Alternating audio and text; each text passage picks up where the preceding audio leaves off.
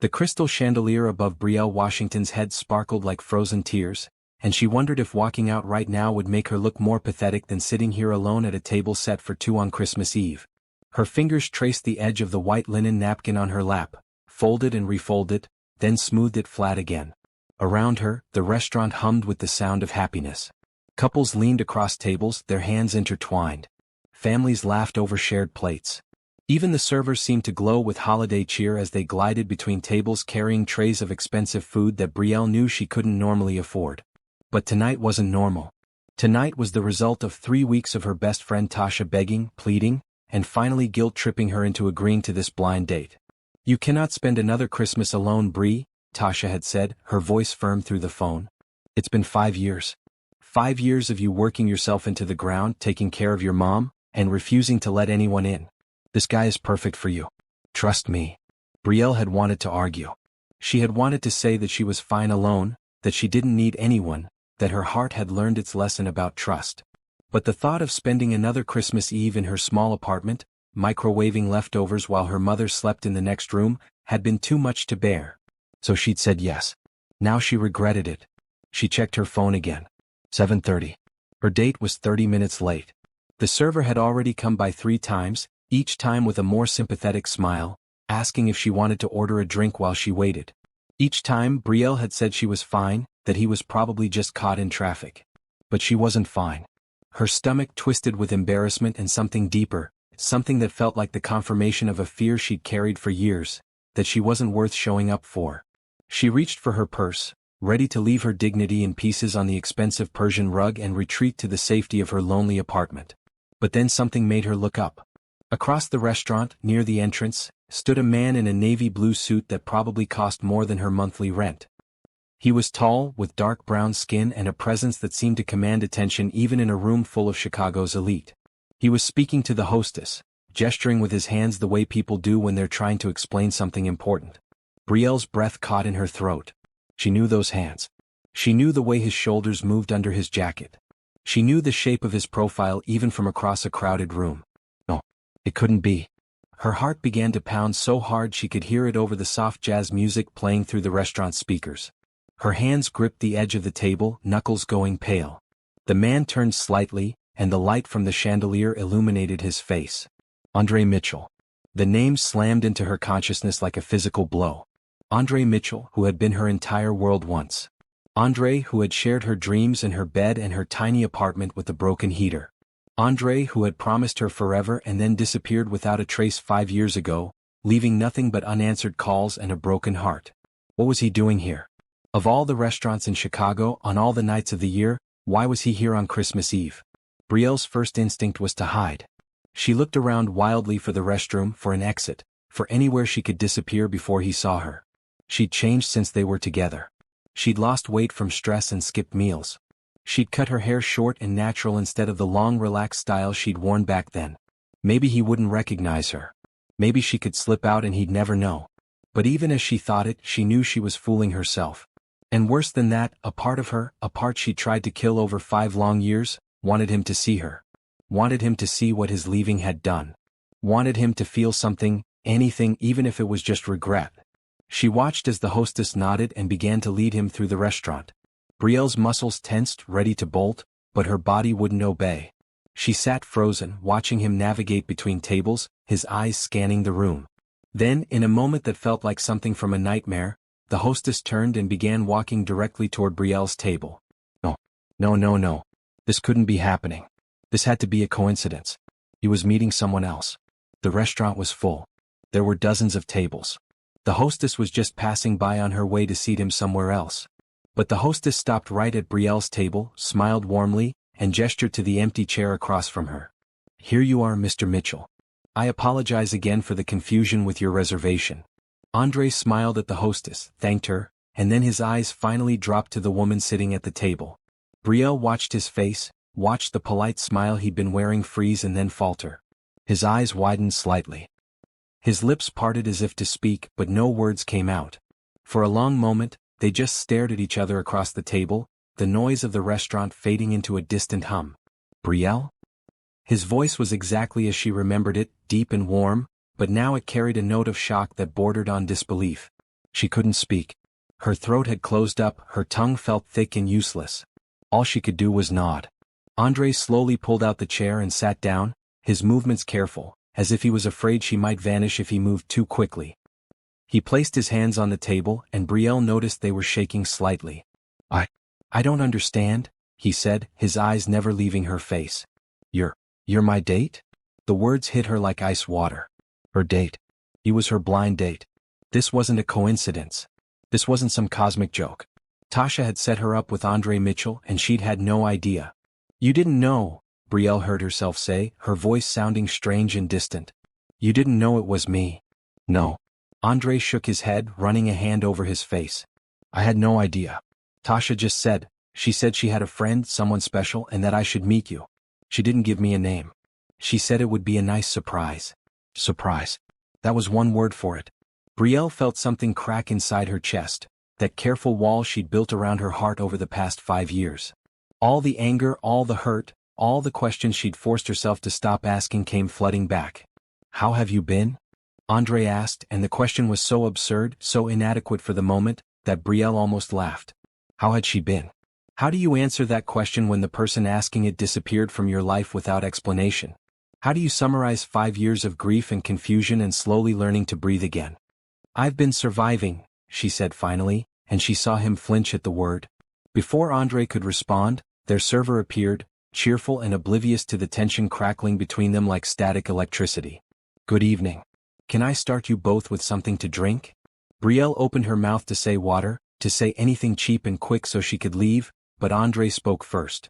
A bottle of your best champagne, please? We're celebrating. The server beamed and hurried away. Brielle stared at Andre, confused and angry. Celebrating what exactly? Andre leaned forward, and for the first time since sitting down, she saw something other than shock in his eyes. She saw hope. Celebrating the fact that I've been looking for you for 2 years and somehow, on Christmas Eve, you just appeared at my table. That has to mean something, Brielle. That has to be fate. Looking for her? For 2 years? Brielle felt her carefully constructed walls shake, felt the questions she'd buried start clawing their way to the surface. You left me, she said, her voice breaking despite her efforts to keep it steady. You left me alone with no explanation, no goodbye, nothing. And now you want to celebrate? I know, Andre said, and there was pain in his voice that sounded real. I know, and I can explain everything. I need to explain everything. Please, Brielle. Please just stay. Just listen. I owe you that much. The server returned with the champagne, popped the cork with a festive sound that felt entirely wrong for the moment, and poured 2 glasses before disappearing again. Brielle looked at the bubbles rising in her glass, at Andre's face across the table, at the Christmas lights twinkling in the windows. She thought about her empty apartment, her sleeping mother, the 5 years of questions that had haunted her. Maybe she did deserve answers. Maybe she deserved to know why the man she'd loved had vanished like smoke. And maybe, just maybe, those answers would finally let her move on. She picked up her glass and took a sip. The champagne was sweet and cold and expensive. I'll listen, she said finally. But that doesn't mean I forgive you. Andre nodded, relief washing over his face. That's fair. That's more than fair. They sat in silence for a moment, the weight of 5 years between them.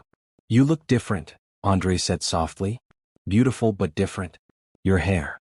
I changed a lot of things after you left, Brielle said, her voice sharper than she intended. I had to.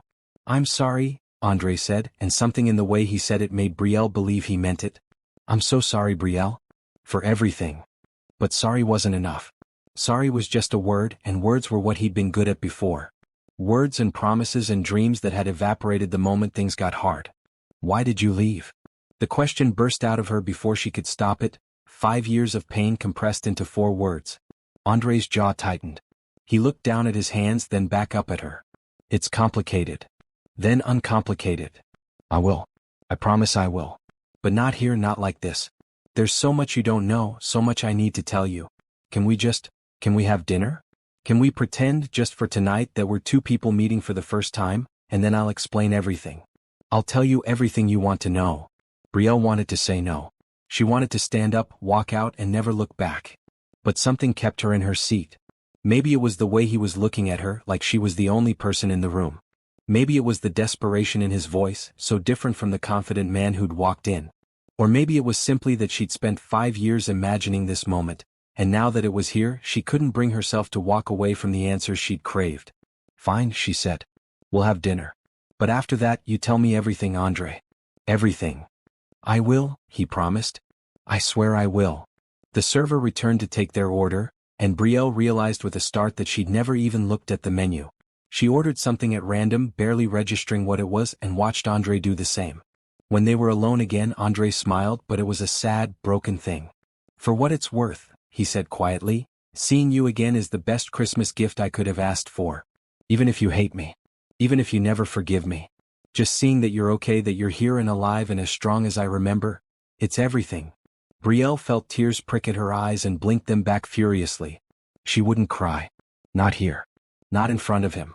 "I'm not the same person you left," she said. "Neither am I," Andre replied.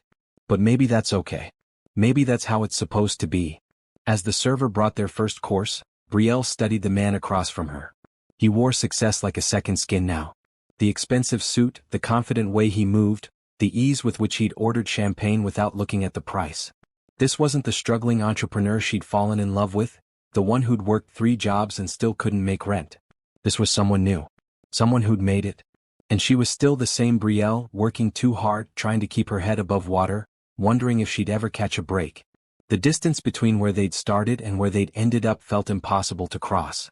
But as they began to eat, making awkward small talk about the weather and the restaurant and anything that wasn't the elephant sitting at their table, Brielle felt something shift. Maybe it was the way Andre's eyes kept finding hers, like he couldn't quite believe she was real. Maybe it was the careful way he spoke, as if he was afraid of saying the wrong thing and making her bolt. Or maybe it was simply that after 5 years of questions and pain and learning to live without him, she finally had the chance to hear the truth. Whatever happened next, at least she would know. At least she would have that. Even if the truth destroyed her all over again. Before we continue, I have to ask you something important.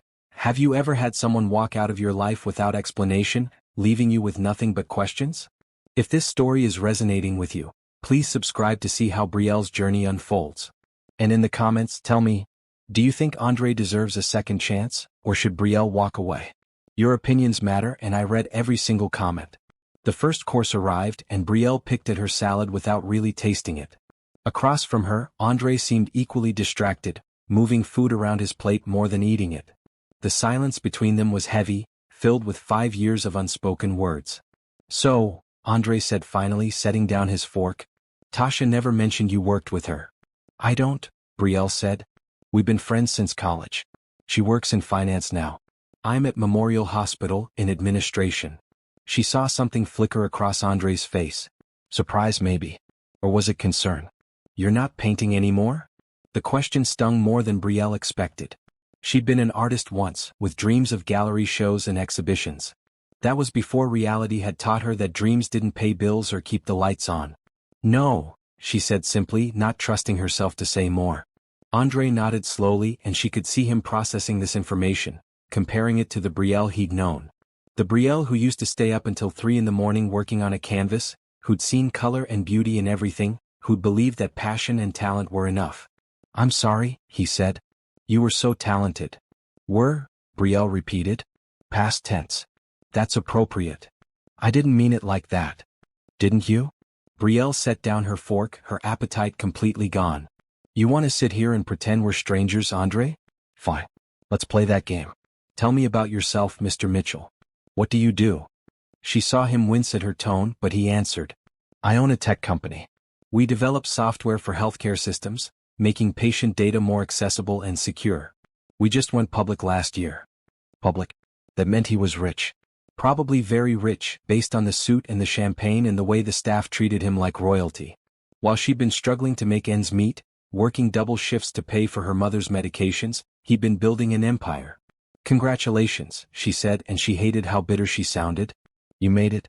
Everything you wanted." "Not everything," Andre said quietly, his eyes locked on hers. "I didn't have you." Brielle felt her breath catch. How dare he say that? How dare he sit there and pretend he'd missed her when he was the one who'd left? "You made that choice," she said, her voice tight. "You walked away." "I know." Andre leaned forward, his voice urgent. "And I've regretted it every single day since. Every morning I wake up and for a split second I forget. I reach for you and you're not there. And then I remember what I did, what I lost, and it kills me all over again. Stop, Brielle said, shaking her head. You don't get to do this. You don't get to act like you're the victim here. I'm not, Andre said quickly. I'm not the victim. You are. What I did to you was unforgivable. I know that. But I need you to understand that I didn't leave because I stopped loving you. I left because I loved you too much. That doesn't make any sense. I know. That's why I need to explain. That's why I need you to hear the whole story. Their server appeared to clear their first course and deliver the main dishes. Brielle looked down at her plate and saw some kind of fish with vegetables, artfully arranged and probably delicious, and felt her stomach turn. I'm not very hungry, she admitted. Neither am I, Andre said. Do you want to leave? Yes. Every instinct in her body screamed yes. Run away. Protect yourself. Don't let him hurt you again. But another part of her, the part that had loved him once, that had believed in forever, needed to understand. Not yet, she said. You promised me answers. I'm staying until I get them. Andre nodded. Okay. Then let me start at the beginning. Or maybe not the beginning. Maybe I should start with that last day. Do you remember? Did she remember? Brielle almost laughed. She remembered everything about that day. She'd woken up early for her shift at the diner, kissed Andre goodbye while he was still half asleep. She'd worked a double because they needed the money. She'd come home exhausted at midnight, ready to collapse into bed beside him, and found the apartment empty. At first she'd thought he was just out. Working late maybe or grabbing food. But his clothes were gone. His laptop. The picture of them she'd kept on the nightstand. Everything that marked him as part of her life had vanished, and all that remained was a space that felt too big and too empty. I remember, she said, her voice barely above a whisper. I had been sick for months, Andre said, and Brielle's head snapped up. I didn't tell you because I didn't want you to worry. We already had so little. You were working so hard, trying to support both of us while I worked on the startup. I couldn't add to your burden. What kind of sick? Brielle asked, fear suddenly mixing with her anger. It started with fatigue, then pain. By the time I finally went to a free clinic, they found something in my blood work. Something serious. They sent me to a specialist, and that specialist told me I needed treatment. Expensive treatment. The kind of treatment that costs more than we made in 5 years. Brielle felt the room tilt slightly. Andre had been sick. Seriously sick. And he'd never told her. What was it? She asked. They thought it was leukemia at first. Later they reclassified it as a rare blood disorder. Either way, I was looking at years of treatment, experimental drugs, the possibility of a bone marrow transplant. And we had nothing. No insurance. No savings. Nothing. You should have told me, Brielle said, tears now streaming freely down her face despite her best efforts to hold them back. You should have let me help. How? Andre asked gently. How could you have helped, Brielle? You were already working yourself to death. If I told you, you would have taken on more shifts. You would have sacrificed everything to try to save me, and it wouldn't have been enough. It was never going to be enough. So you just left? That was your solution? No. Andre shook his head. Leaving was the hardest thing I've ever done. But I got an offer. A venture capitalist who'd been interested in my software found out about my situation. He offered me a deal. He'd pay for all my medical treatment, the best doctors, the best hospitals. And he'd fund my company, give me everything I needed to make it succeed. But there were conditions. What conditions? I had to relocate immediately. To California, where his team was based. I had to dedicate myself completely to the business, no distractions, no divided attention. And I couldn't contact anyone from my previous life for 3 years. Not you, not my family, no one. He said it was necessary for focus, for success. And I was desperate. I was dying, Brielle. And I couldn't stand the thought of you watching me die. Brielle pressed her hands to her mouth, trying to process what she was hearing. Andre had left to save his own life. He'd made a deal with someone who demanded he cut all ties. He'd chosen survival over love. You still could have told me, she said, her voice breaking. You could have explained. I would have understood. Would you? Andre asked. If I had come to you and said I'm leaving you because I'm dying and some stranger is offering me a chance to live, would you have let me go? Or would you have fought? Would you have tried to find another way? Would you have tried to come with me? Brielle opened her mouth to answer and then closed it again. Because he was right. She would have fought. She would have refused to accept his decision. She would have begged him to stay, to let her help find another solution, even if there wasn't one. You took away my choice, she said finally. You decided what was best for me without asking me. I did, Andre admitted. And that was wrong. I've had 5 years to realize how wrong it was. But at the time I was scared and sick and desperate. And I convinced myself that you'd be better off without me. That you could move on, find someone else, have the life you deserved. Someone who wasn't broken and sick and poor. I didn't want someone else, Brielle said, her voice fierce. I wanted you. The real you, the honest you, even if you were sick. Especially if you were sick. That's what love means, Andre. Being there for each other when things get hard. I know that now, Andre said. I know it too well now. Because I spent 3 years in California building a business, getting treatment, and being completely alone. No friends. No family. Just work and doctors and this empty hole where you used to be. And then when the 3 years were up, when I'd fulfilled my part of the deal and I was finally healthy, the first thing I did was hire a private investigator to find you. Brielle stared at him. You hired an investigator? You'd moved, Andre explained. Your old apartment was rented to someone else. Your phone was disconnected. I went to the diner where you used to work, but they said you'd left years ago. It was like you'd disappeared. I searched for 2 years, Brielle. 2 years of following dead ends and false leads. I was starting to think I'd never find you. And then Tasha reached out to me about a business partnership. We were in a meeting and she mentioned she had a friend who was struggling. A friend who needed to get out more, who worked too hard and never took time for herself. She showed me a picture. And you recognized me. Not at first, Andre admitted. You look so different. But something about your eyes, the way you smiled in the photo even though I could see you were tired. I knew. So I asked Tasha to set up a blind date. I didn't tell her about our history because I wasn't sure you'd want to see me if you knew. I thought maybe if we just met, if I could see you face to face, I could explain. I could finally tell you the truth. Brielle sat back in her chair, her mind reeling. All these years she'd thought he'd abandoned her. She'd believed he'd gotten successful and decided she wasn't good enough anymore. She'd convinced herself that their love had meant nothing to him. But he'd been sick. He'd been dying. And he'd made an impossible choice to survive. What about now? She asked. Are you still sick? No, Andre said, and she could hear the relief in his voice. I've been in remission for 4 years. I get checked every 6 months, but the doctors say I'm as healthy as anyone. The treatment worked. I survived. And the venture capitalist? The 3-year condition. The partnership ended 2 years ago. I bought out his stake in the company. I'm completely independent now. Free to live my life however I want. And all I've wanted is to find you and explain. To apologize. To tell you that leaving you was the biggest mistake I ever made, even if I thought it was the right thing at the time. Brielle looked at him, really looked at him, and saw the truth in his eyes. He wasn't lying. He'd been sick, he'd made a terrible choice, and he'd spent years regretting it. But that didn't erase the pain he'd caused. It didn't give her back the 5 years she'd spent broken and alone. It didn't undo the nights she'd cried herself to sleep or the mornings she'd woken up and forgotten for a moment that he was gone, only to have the loss hit her all over again. I don't know what you want me to say, Brielle admitted. I don't know if I can just forgive you because you had a good reason. Yes, you were sick. Yes, you were desperate. But you still broke my heart, Andre. You still left me with nothing but questions and pain. I know, Andre said, and there were tears in his eyes now too. I know, and I'm not asking for forgiveness. Not yet. Maybe not ever. I'm just asking for a chance to make things right. A chance to show you that I never stopped loving you even when I was gone. A chance to be part of your life again even if it's just as friends. Even if you never trust me the way you did before. Brielle wanted to say no. She wanted to protect herself, to guard what was left of her heart. But she was tired. So tired of being alone, of being angry, of carrying this weight. I need time, she said finally. I need time to process all of this. I can't just pretend the last 5 years didn't happen. I understand, Andre said quickly. Take all the time you need. But please at least let me help you. Tasha told me you've been struggling. That your mother is sick. Brielle felt her defenses snap back into place. I don't need your charity.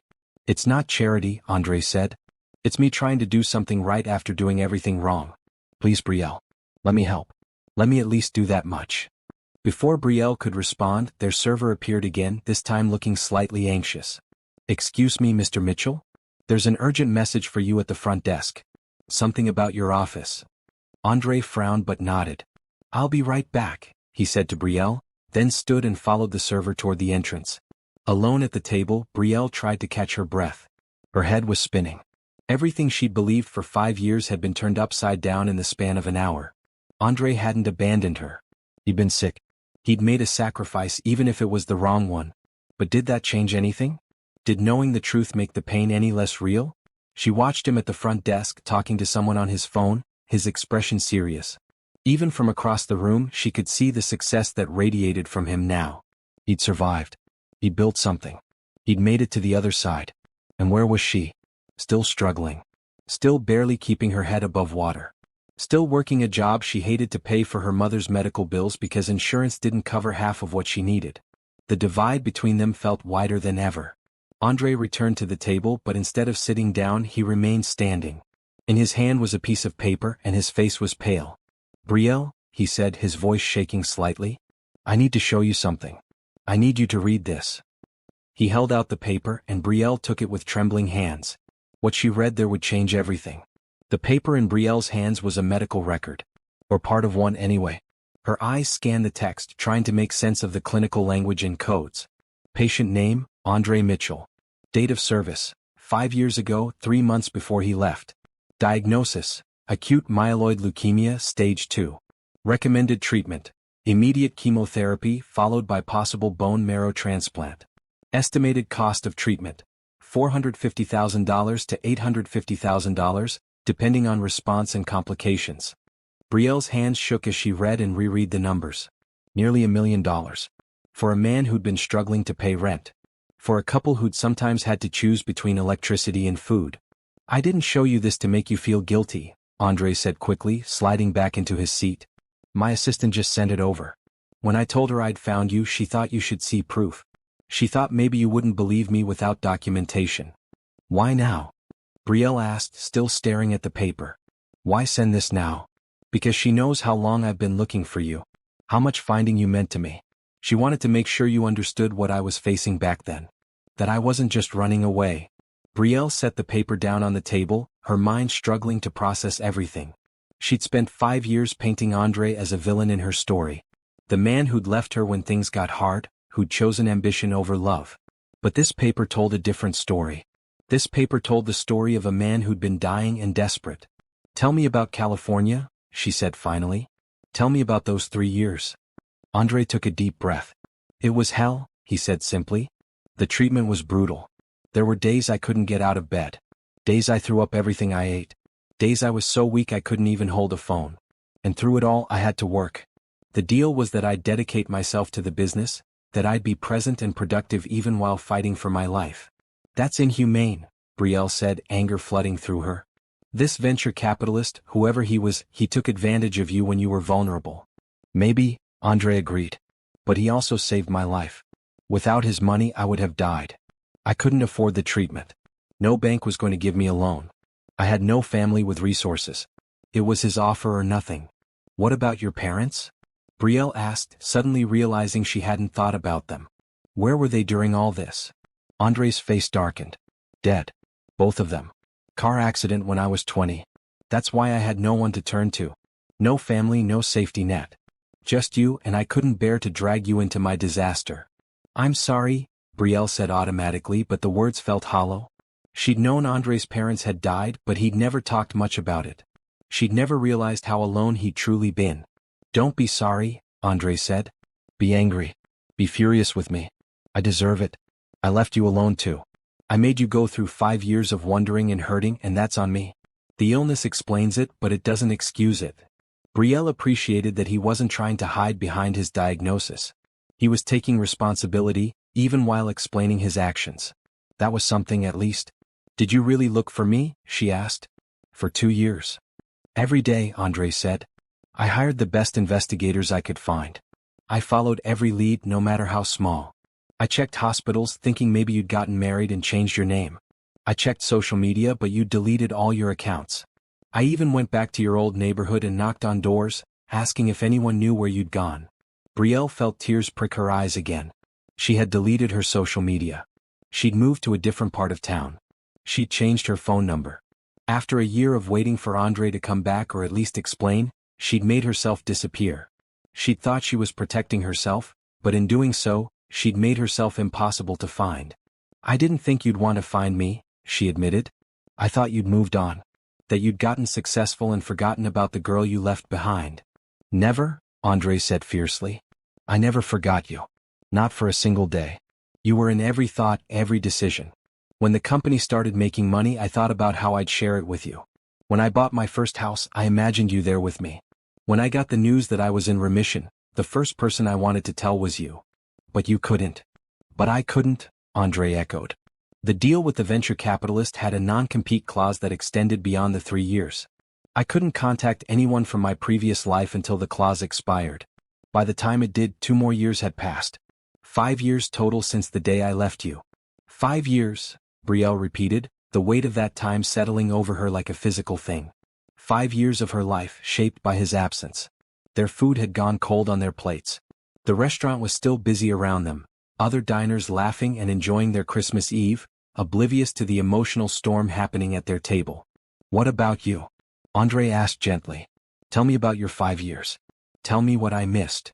Brielle didn't want to. She didn't want to revisit the pain, the struggle, the slow process of learning to live without him. But he'd been honest with her. The least she could do was return the favor. The first year was the worst, she said, staring at her hands. I kept thinking you'd come back. Or call. Or at least send a message to let me know you were alive. I filed a missing person report, but the police said there was no evidence of foul play. You'd taken your things, left no note, no sign of being forced. They said you'd left voluntarily. God, Brielle, I'm so sorry. I waited tables during the day and worked as a security guard at night, Brielle continued, needing to get it all out. I kept the apartment for 6 months, paying rent on a place that was too big for one person, hoping you'd come home. But you didn't. So I moved to a smaller place. Then an even smaller place. I stopped painting because I couldn't afford supplies and I couldn't stand to look at the canvases anyway. They reminded me too much of when we were happy. Andre's face was a mask of pain, but Brielle kept going. After 2 years, I met someone. Jason. He was kind and steady and everything you weren't. We dated for about a year.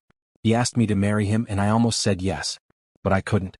Because even though I told myself I'd moved on, even though I tried to love him, I was still waiting for you. Still wondering. So I broke it off with Jason and I felt terrible because he didn't deserve that. He didn't deserve to be with someone who was still in love with a ghost. You were still in love with me? Andre asked, his voice barely above a whisper. I don't know, Brielle admitted. Maybe. Or maybe I was just in love with the memory of who we were. Either way, I couldn't move forward. I was stuck. And your mother? Tasha mentioned she's sick. Brielle nodded, glad for the change in subject even though this one was equally painful. Diabetes. She was diagnosed 3 years ago. It's gotten progressively worse. She needs insulin, regular checkups, special foods. The insurance I get through the hospital helps, but it doesn't cover everything. I've been working overtime to make up the difference, but it's never quite enough. There's always another bill, another medication, another treatment she needs. Let me help, Andre said immediately. Please. I have the resources now. I can pay for her treatment, for everything she needs. I can make sure she gets the best care available. Brielle's instinct was to refuse. She'd been taking care of her mother on her own for 3 years. She didn't need a handout from the man who'd broken her heart, no matter how good his reasons had been.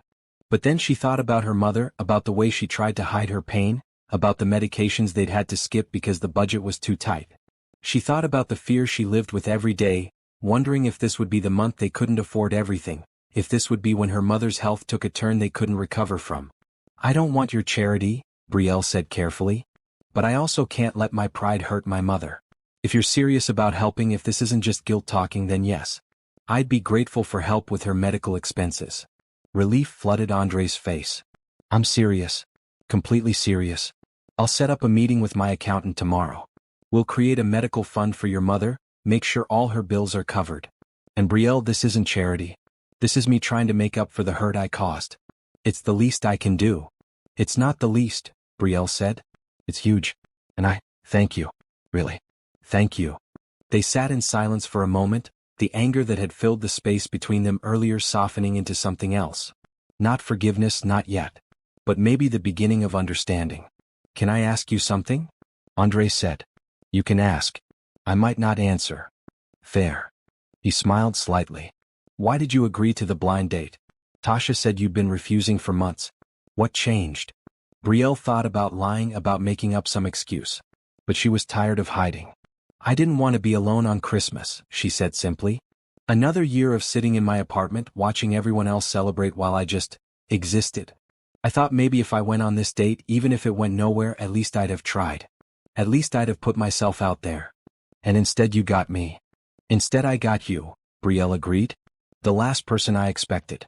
The one person I'd convinced myself I'd never see again. Is this better or worse than being alone? Andre asked, and there was vulnerability in his voice that made her heart ache. I don't know yet, Brielle answered honestly. Ask me again when this night is over. Their server appeared, probably the 5th time that evening, looking apologetic. I'm sorry to interrupt, but the kitchen is closing soon for the holiday. Can I get you anything else? Dessert? Coffee? Brielle looked at Andre and saw her own thought reflected in his eyes. They'd barely touched their main courses. The food had been secondary to everything else happening. Just the check, please, Andre said, then looked at Brielle. Unless you want dessert? No, Brielle said. But I don't want to go home yet either. Is there somewhere we can go? Somewhere we can talk without servers interrupting? Andre nodded slowly. My place isn't far from here. Or we could go somewhere public if you'd be more comfortable. A coffee shop, maybe? The thought of going to Andre's place made Brielle's stomach flutter with nervousness. But she also knew this conversation wasn't over. They had 5 years to unpack, and that wasn't happening in a busy restaurant. Your place is fine, she said. As long as you promise to keep explaining. I need to understand everything, Andre. Not just the broad strokes. I need the details. I need to know what those 3 years were really like for you. I promise, Andre said. Full transparency. No more secrets. He paid the bill, and Brielle noticed he didn't even glance at the total before handing over his credit card. Money truly wasn't an issue for him anymore. The realization was strange, seeing the man she'd once shared ramen with now casually paying for a meal that probably cost more than her weekly grocery budget. They stood to leave, and Andre held out his arm hesitantly. May I? Brielle looked at his offered arm and remembered how they used to walk together, linked like they were afraid of getting separated. She remembered feeling safe with him, like as long as they were together, nothing could hurt them. But things had hurt them. Life had hurt them. His illness and his desperate choices had ripped them apart. Still she took his arm. Not because she'd forgiven him. Not because she trusted him yet. But because after 5 years of walking alone, it felt good to have someone beside her again. They walked out into the cold Chicago night, Christmas lights twinkling on every building, snow beginning to fall in soft, gentle flakes. The city was beautiful in its holiday clothes, and for the first time in years, Brielle let herself feel something other than pain when she looked at it. She let herself feel hope. Andre's car was waiting at the valet stand, and Brielle felt her eyebrows rise when she saw it. A sleek black Tesla, the kind she'd only seen in magazines or driving past her on the street carrying people who lived in a different world than she did. Company car, Andre said, catching her expression as he opened the passenger door for her. They insisted I needed something that matched our brand image. Brielle slid into the leather seat, and the car enveloped her in warmth. The interior smelled new and expensive, and there were screens everywhere, glowing with soft blue light. This was definitely not the beat-up Honda Civic Andre used to drive, the one that needed a jump-start every other morning and had duct tape holding the passenger side mirror on. Andre got in the driver's side and started the car, which made almost no sound. Electric vehicles were strange that way, silent and smooth. He pulled out into the light Christmas Eve traffic, and they drove in silence for a few minutes, the city lights reflecting off the snow-dusted streets. It's about 10 minutes from here, Andre said. I bought a condo in River North about a year ago. Nothing too flashy, but it's home. Nothing too flashy, Brielle thought, meant something completely different to a multimillionaire than it did to her. She wondered what she'd find when they got there. Probably marble countertops and floor-to-ceiling windows and furniture that cost more than her annual salary. Tell me about the company, she said, needing to fill the silence with something. How did you go from a startup idea to going public? Andre glanced at her, then back at the road. It took time and a lot of work. The venture capitalist, his name was Richard Sterling, he had connections everywhere. He introduced me to the right people, got me meetings with hospital administrators, helped me refine the software. My idea was good, but it needed polish. It needed someone who understood the business side, not just the technical side. And you learned that while you were sick? I had to, Andre said. The deal was that I'd be functional, productive. There were days after chemo when I could barely stand, but I still had to show up to meetings, still had to pitch to investors. Sterling said suffering built character. He said if I wanted to survive, I needed to prove I was worth the investment. Brielle felt anger flare in her chest again. This Richard Sterling sounded like a monster, taking advantage of a dying man's desperation. That's abuse, she said flatly. What he did to you was exploitation. Maybe, Andre agreed. But it also worked. The company grew faster than anyone expected. Within 2 years, we had contracts with 15 major hospital systems. By year 3 we were negotiating with insurance companies. When I bought Sterling out, we were valued at over $300 million. $300 million. Brielle couldn't even comprehend that number. It was so far outside her reality that it might as well have been $1 trillion. And now, she asked. Now we're worth about $1 billion, Andre said casually as if he was talking about the weather. Give or take. The stock fluctuates but we're stable. Profitable. And we're doing good work, Brielle. Our software has helped millions of patients access their medical records, coordinate care between different doctors, catch potential medication interactions before they cause harm. It's making a real difference. Brielle could hear the pride in his voice, and she felt a complicated mix of emotions. She was proud of him too in a way. The Andre she'd known had been brilliant but directionless, full of ideas but lacking the resources to execute them. This Andre had taken that brilliance and turned it into something real, something meaningful. But the cost had been their relationship.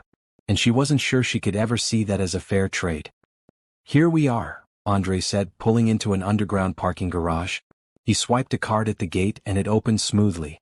They descended into a well-lit structure with assigned parking spots, and Andre pulled into one labeled 3502. They took an elevator up to the 35th floor, and Brielle tried not to think about how high up that was, how far removed from the ground floor reality of her life. The elevator doors opened directly into Andre's condo, which meant the entire floor was his. Brielle stepped out and caught her breath. The space was huge, an open-concept living area with windows that looked out over the Chicago skyline. The city glittered below them, a sea of lights stretching to the horizon. The furniture was modern but comfortable, grays and blues that complemented the view. There was art on the walls, abstract pieces that probably cost more than her car. But what caught Brielle's attention was the painting hanging above the fireplace. It was one of hers.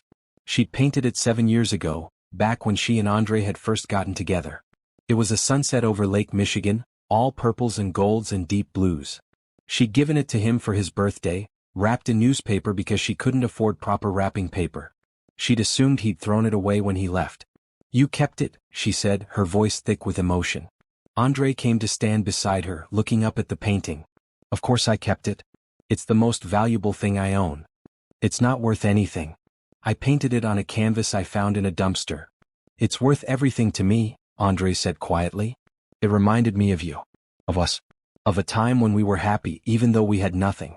I've had art dealers offer me thousands for it, thinking it's some undiscovered master. I always tell them it's not for sale. That it's priceless. Brielle felt tears sliding down her cheeks. She'd cried more tonight than she had in years, all the emotions she'd kept locked away flooding out at once. I stopped painting because it hurt too much, she admitted. Every time I picked up a brush I thought of you. Of the dreams we had. So I just stopped. I'm sorry, Andre said, and she could hear the pain in his voice. I'm so sorry that I took that from you. You were meant to create, Brielle. You were meant to bring beauty into the world. I was meant to be with you, Brielle said, the words coming out before she could stop them. That's what I thought anyway. That we were meant to be together, to build a life together. And then you were just gone, and I didn't know how to be myself without you. Andre turned to her and she saw tears in his eyes too. I'm here now. I know that doesn't fix the past, but I'm here. And I want to be part of your future if you'll let me. Brielle wanted to say yes. She wanted to fall into his arms and pretend the last 5 years hadn't happened. But she couldn't. There was still too much hurt, too much betrayal, even if it had been for good reasons. I need to sit down, she said, suddenly exhausted. Andre led her to the couch, a huge comfortable thing that she sank into gratefully. He disappeared into the kitchen and returned with 2 bottles of water and a box of tissues. He sat beside her, close but not touching, respecting her space. Ask me anything, he said. I meant what I said about full transparency. Brielle took a sip of water, trying to organize her thoughts. There were so many questions she didn't know where to start. The 3 years, she said finally. You said you couldn't contact me. But surely you could have found a way. Sent a letter, an email, something to let me know you were alive. Andre nodded slowly. I thought about it every day. But Sterling had people watching me. His assistant checked my phone records, my email, even my mail. He said it was to protect his investment, to make sure I stayed focused. If I tried to contact you, he would have known. And the consequences would have been severe. What kind of consequences? He'd pull his funding. Stop paying for my treatment. And our partnership. I'd be left with nothing and still dying. I couldn't risk it, Brielle. I couldn't risk my life and I couldn't risk the business. Too many people were depending on me by then. We had employees, contracts, obligations. So you chose them over me. I chose survival, Andre said. And I've regretted it every day since. Because what's the point of surviving if you lose the only person who ever really mattered? Brielle absorbed this, trying to see it from his perspective. If she'd been dying, if someone had offered her a way out but it meant leaving Andre, what would she have done? She wanted to think she would have chosen love over life. But she honestly didn't know. What was the treatment like? She asked, shifting topics. Andre grimaced. Hell. Pure hell. The first round of chemo made me so sick I thought I'd die from the cure instead of the disease. I lost all my hair, lost 40 pounds. There were days I couldn't keep any food down. Days I was so weak I couldn't walk across the room. And through it all I had to work. Had to show up to meetings via video call, looking like death but acting like everything was fine. That's inhumane. It's business, Andre said with a bitter smile. Sterling didn't care how I felt. He cared about results. He cared about the return on his investment. I was a commodity to him, not a person. Why didn't you walk away once you were better? Once the 3 years were up? The non-compete clause, Andre explained. It was part of the original deal. 4 or 5 years after he first invested, I couldn't contact anyone from my previous life without his permission. It was in the contract I signed. I didn't realize what I was agreeing to at the time. I was desperate and scared and I just wanted to live. By the time I understood what I'd given up, it was too late. 5 years, Brielle said again. That number kept coming up, marking the boundaries of their separation. 5 years, Andre echoed. The longest 5 years of my life. Even when I was healthy, even when the business was thriving, I was miserable. I dated a few people trying to move on, but none of them were you. No one could be you. Brielle felt a pang of jealousy at the mention of other women, which was ridiculous. They'd been apart. Of course he'd dated. Of course he'd tried to move on. She'd done the same with Jason. Tell me about now, she said, wanting to know about his life after the contract ended. The last 2 years. What have you been doing besides looking for me? Building the company. Taking it public. Hiring good people. I have about 300 employees now, spread across 5 offices. We just opened a location in New York and another in Boston. We're expanding internationally next year, starting with Canada and the UK. It all sounded impressive and important and completely foreign to Brielle's world. Do you have friends? She asked. People you're close to? Andre hesitated. Not really. I have business associates, people I work with. But friends? Real friends? No. I never let anyone get close after Sterling. I couldn't trust easily anymore. And everyone I met knew me as Andre Mitchell, the successful CEO. They didn't know the guy who used to eat ramen for every meal and patch his jeans because he couldn't afford new ones. That guy was real, Brielle said. Maybe more real than who you are now. Maybe, Andre agreed. Or maybe I'm both. The struggle shaped me, but so did the success. I'm not the same person I was 5 years ago, Brielle. Neither are you. We can't go back to what we were. Then what can we do? Brielle asked, the question she'd been avoiding all night finally surfacing.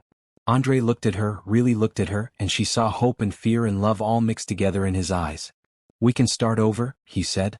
Not as the people we were, but as the people we've become. We can be honest about the hurt and the distance and the ways we've changed. And we can decide if there's still something worth fighting for. Brielle wanted to believe him. She wanted to think that love could survive 5 years of separation and pain and misunderstanding. But she was scared. Terrified, actually. Because if she let herself love him again and he left again, she didn't think she'd survive it.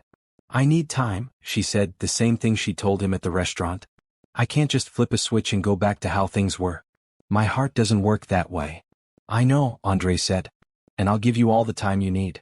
Days, months, years if that's what it takes. I waited 5 years to find you. I can wait however long you need to trust me again. They sat in silence for a while, looking out at the city through the huge windows.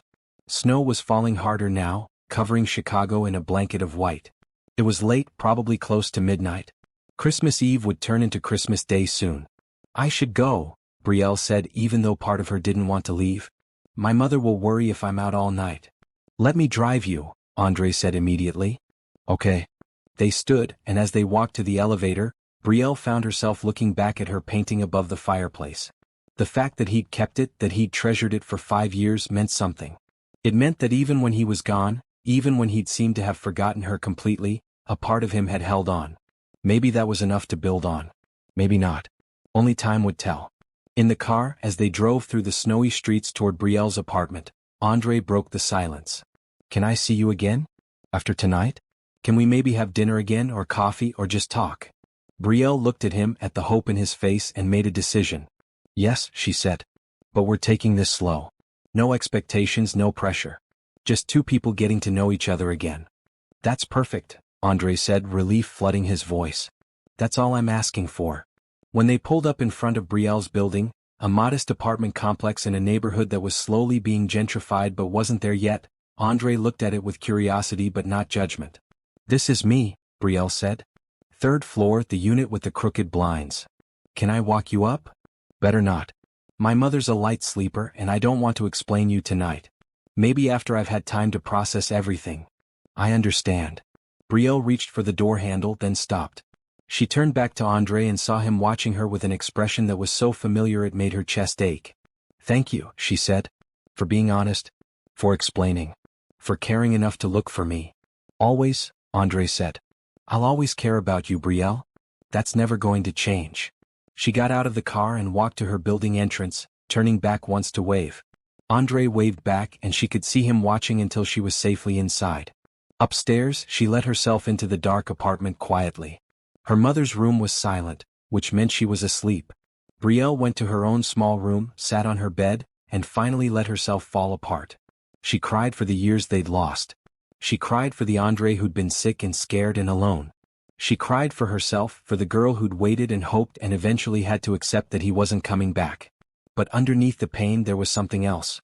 Something that felt dangerously like hope. Maybe, just maybe, it wasn't too late for them. Maybe this Christmas Eve disaster could turn into a second chance. Her phone buzzed with a text message. She picked it up and saw it was from Andre. Thank you for tonight. For listening. For not walking away. Merry Christmas, Brielle. I hope this is the first of many. Brielle stared at the message for a long time before typing a response. Merry Christmas, Andre. We'll see. It wasn't a promise. But it wasn't a rejection either. It was possibility, and for now that was enough. Brielle woke up on Christmas morning to the smell of her mother's famous sweet potato casserole, which was strange because they'd agreed not to make a big deal of the holiday this year. Money was tight and elaborate meals were a luxury they couldn't afford. She got out of bed and padded into the small kitchen in her pajamas, rubbing sleep from her eyes. Her mother, Patricia Washington, stood at the stove, her thin frame wrapped in the red robe Brielle had bought her 3 years ago. She looked tired, the way she always did these days, but she was smiling. Morning, baby, Patricia said, turning to give Brielle a hug. Merry Christmas. Merry Christmas, Mama. What are you doing? We said we were keeping it simple this year. I know, but I woke up feeling good today. Strong. And I thought, why not? It's Christmas. We deserve to celebrate. Brielle felt worry gnaw at her stomach. Her mother's energy came in waves, unpredictable and fleeting. A good day could turn into a bad one in minutes, and pushing herself too hard always had consequences. Let me help, Brielle said, taking the wooden spoon from her mother's hand. You sit down. I'll finish this. I'm fine, Brielle.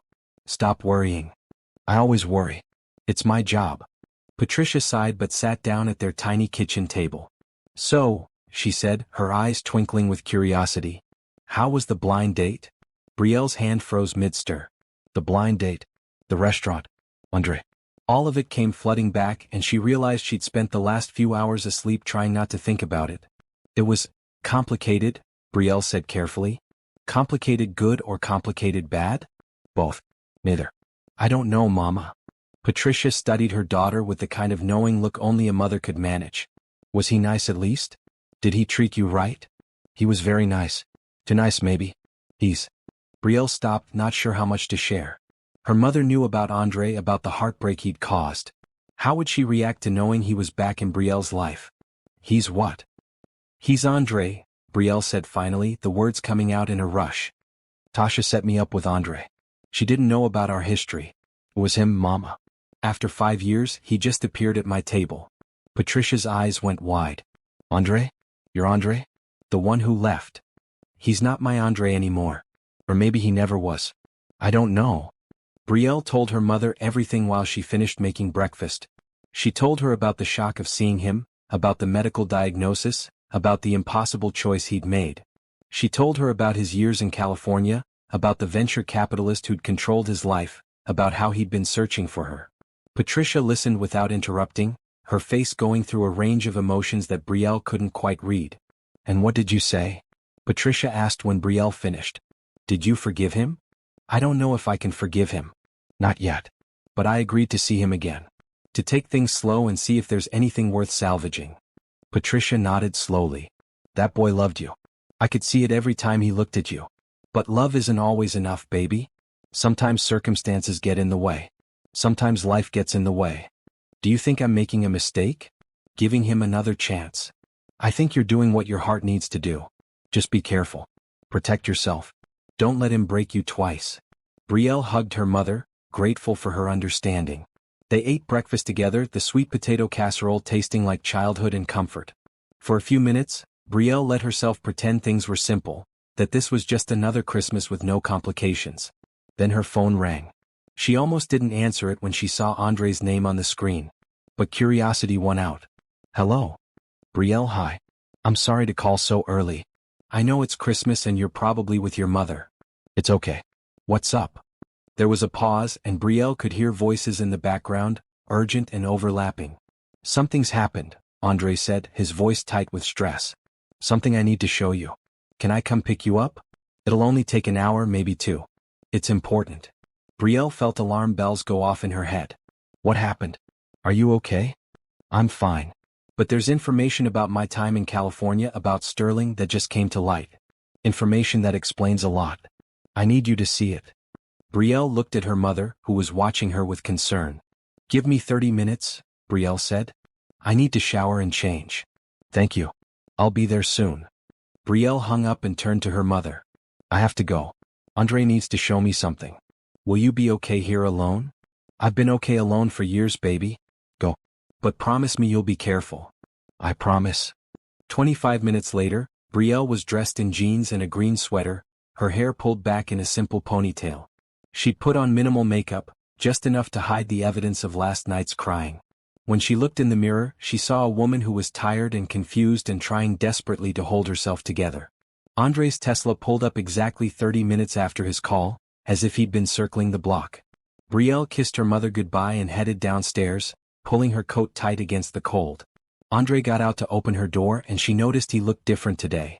Less polished, more stressed. He was wearing jeans and a blue sweater instead of a suit, and his hair was slightly messy as if he'd been running his hands through it. Thank you for coming, he said as she got in. I know this is strange, asking you to drop everything on Christmas. What's going on, Andre? You're scaring me. I got an email this morning from a lawyer, Andre explained, pulling back into traffic. A lawyer representing a woman named Rebecca Sterling. Sterling? Like Richard Sterling? His daughter. She reached out because she found something in her father's files. Something about me, about the contract I signed. She thought I should see it. What? What's in it? I don't know yet. She wouldn't send it electronically. Said it was too sensitive. She asked to meet in person, so she's at my office right now. I wanted you there when I looked at it. You deserve to know the whole truth, whatever it is. They drove in tense silence to Andre's office building, a gleaming glass tower in the downtown business district. Even on Christmas, the building was beautiful, its lobby decorated with a huge tree and garlands. But the festive decorations felt wrong given the tension radiating from Andre. They took an elevator up to the 12th floor, where Andre's company occupied half the space. The office was empty today, just dim emergency lighting and the hum of computers left on standby. Andre led Brielle to a conference room where a woman in her 30s sat waiting. Rebecca Sterling stood when they entered. She was tall and elegant, with dark hair and sharp eyes that reminded Brielle of a hawk. She shook Andre's hand, then Brielle's, her grip firm and professional. Thank you for coming, Rebecca said, sitting back down. On the table in front of her was a thick manila folder. I know this is unusual timing, but when I found this yesterday, I knew I couldn't wait. You needed to see it as soon as possible. What is it? Andre asked, sitting down across from her. Brielle sat beside him, close enough that their shoulders almost touched. Rebecca opened the folder and pulled out a stack of papers. These are copies of emails between my father and his legal team. Emails about you, about the contract you signed, about... She paused, seeming to struggle with what to say next. About Brielle. Brielle's stomach dropped. What about me? My father didn't just demand that Andre cut contact with his previous life. He specifically targeted you.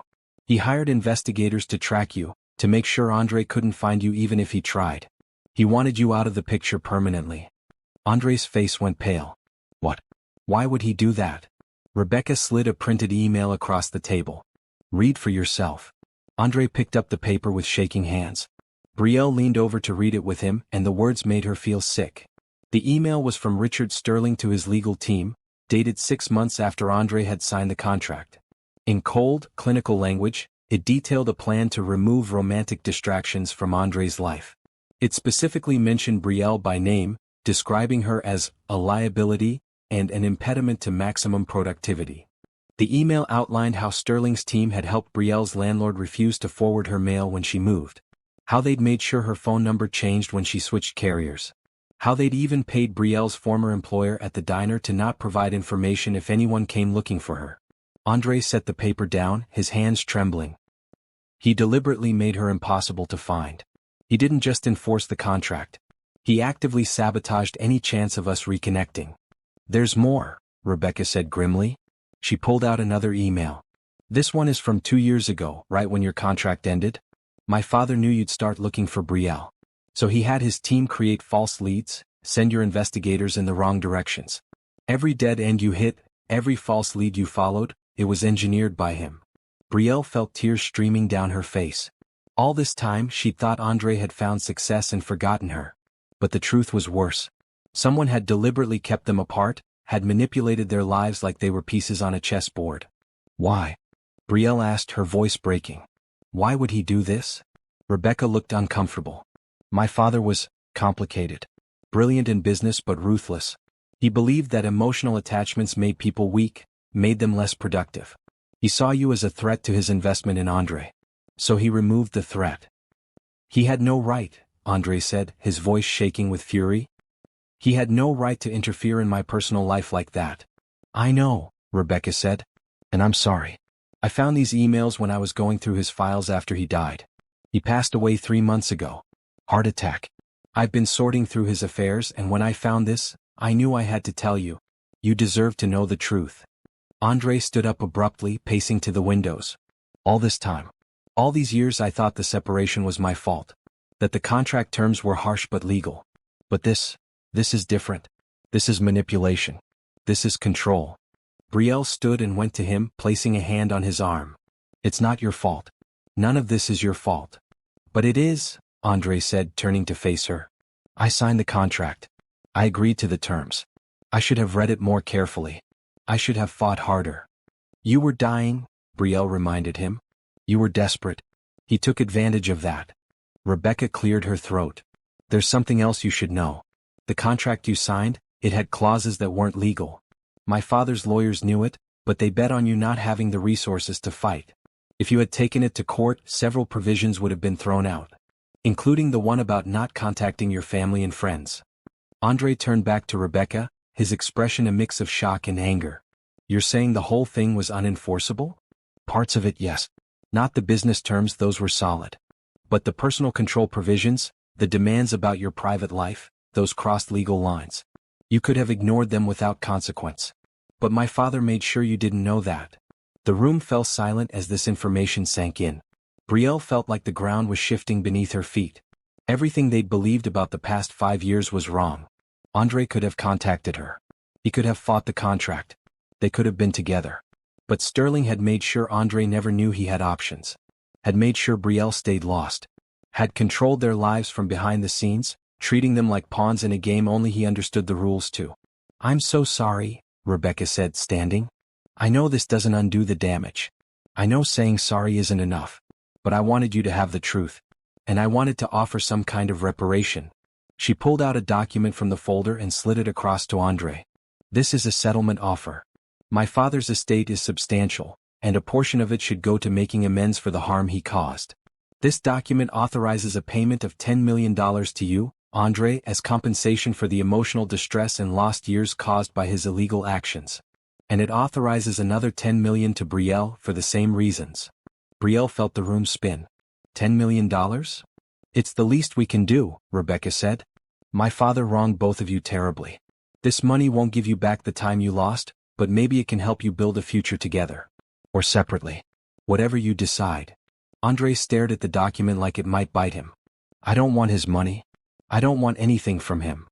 I understand, Rebecca said. But the money exists whether you want it or not. My father's estate is being liquidated and distributed according to his will. He left specific instructions for payments to people he'd wronged in business. You're on that list. So is Brielle now that I've added her. You can refuse it, but then it just goes back into the general estate to be divided among distant relatives who never knew my father and don't care about his legacy. Or you can take it and do something good with it. Use it to help people. Use it to build the life you should have had. Brielle looked at Andre, trying to gauge his reaction. She could see the war happening inside him, the desire to reject everything connected to Sterling fighting against the practical reality of what that money could do.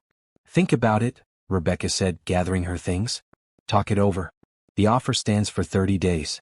After that, it goes back to the estate. I'll leave you two alone to process all this. She walked out, and the conference room fell silent except for the hum of the building's ventilation system. Andre collapsed back into his chair, his head in his hands. Brielle sat beside him, not sure what to say or do. He stole 5 years from us, Andre said finally, his voice muffled. 5 years we can never get back. And now he's trying to buy forgiveness with money he'll never miss because he's dead. We don't have to take it, Brielle said, even though her mind was racing with thoughts of what that money could do. Her mother's medical bills. The debt she'd accumulated. The freedom to paint again. The ability to help others the way they'd needed help. Don't we? Andre asked, looking up at her. $10 million for you, Brielle. That's enough to take care of your mother for the rest of her life. To quit your job at the hospital. To do whatever you want. How can I ask you to refuse that out of pride? It's blood money, Brielle said, but her conviction wavered even as she said it. Maybe, Andre agreed. But blood money spends the same as any other kind. And it could do real good in the right hands. They sat in silence, both of them processing the magnitude of what they'd just learned. Finally, Andre stood and offered Brielle his hand. Come on. Let's get out of here. I can't think in this office. They left the building and walked through the snowy streets of Chicago, neither of them speaking. The city was quiet on Christmas morning, most people inside with their families. Brielle and Andre walked aimlessly, their breath forming clouds in the cold air. Do you think things would have been different? Brielle asked eventually. If Sterling hadn't interfered? If you'd known the contract wasn't fully legal? I don't know, Andre admitted. Maybe. Maybe I would have risked breaking it, risked losing his funding. Or maybe I would have made the same choices out of fear. I was sick, Brielle. I was terrified. Fear makes people do things they regret. I understand that now, Brielle said. Last night I was so angry. But learning all this, seeing those emails, I get it. You were manipulated. We both were. They found themselves at Millennium Park in front of Cloud Gate, the famous bean sculpture. It reflected the city and the sky in them, distorted and surreal. Brielle looked at their reflection, two figures standing close but not quite touching, and wondered if that image was a metaphor for where they were now. What do we do? She asked. About the money. About us. About everything. Andre turned to face her, taking both her hands in his. I don't know about the money. That's something we can decide later. But about us? I know what I want. I want you back in my life, Brielle. However you'll have me. As friends, as partners, as whatever you're comfortable with. I want to build something real with you, something that Sterling and his manipulation can't touch. Brielle looked into his eyes and saw sincerity there and love and hope. She thought about the painting above his fireplace, about the fact that he'd kept it for 5 years. She thought about how he'd searched for her, how even when he'd been manipulated and misled, he'd never stopped trying. I want that too, she admitted. But I'm scared. I'm scared of getting hurt again. I'm scared of trusting you and having you disappear. I won't disappear, Andre promised. Never again. I swear on everything I have, everything I am, I will never leave you by choice. If you take me back, you're stuck with me forever. Brielle felt a smile tug at her lips despite everything. Forever is a long time. Not long enough, Andre said, and then he did something he hadn't done since the night before he left 5 years ago. He kissed her. It was soft and gentle and tasted like tears and snow and second chances.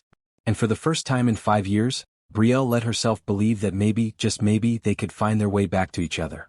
When they finally pulled apart, both breathless, Brielle rested her forehead against Andre's.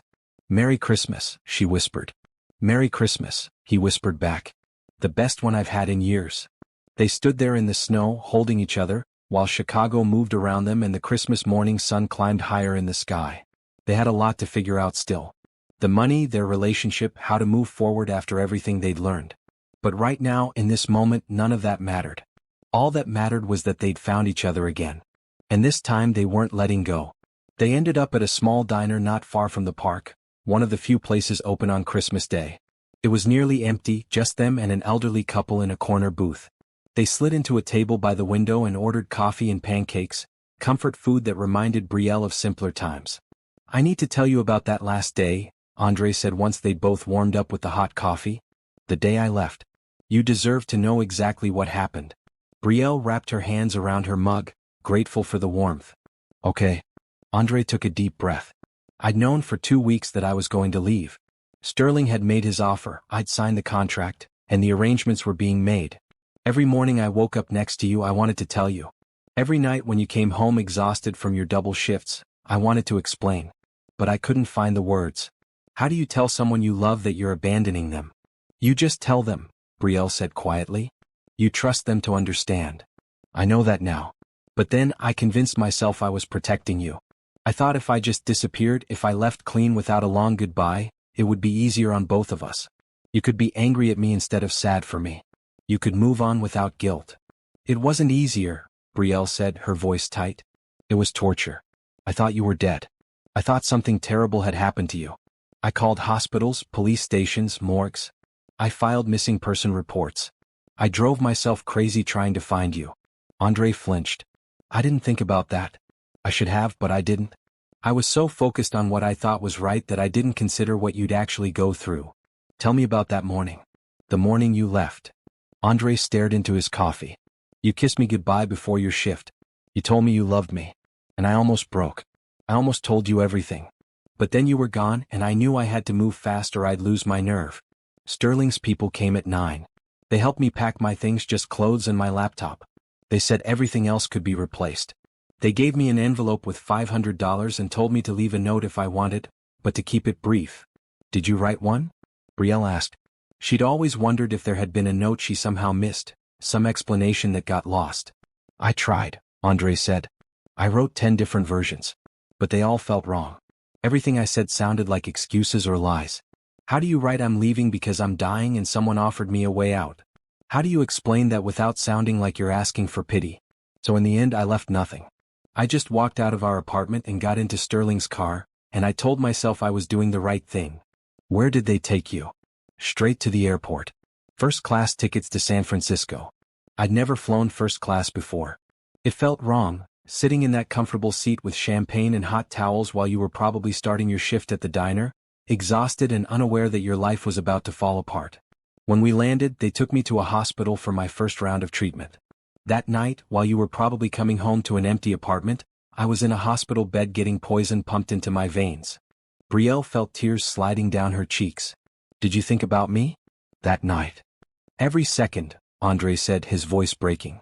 "I thought about you coming home tired and finding me gone.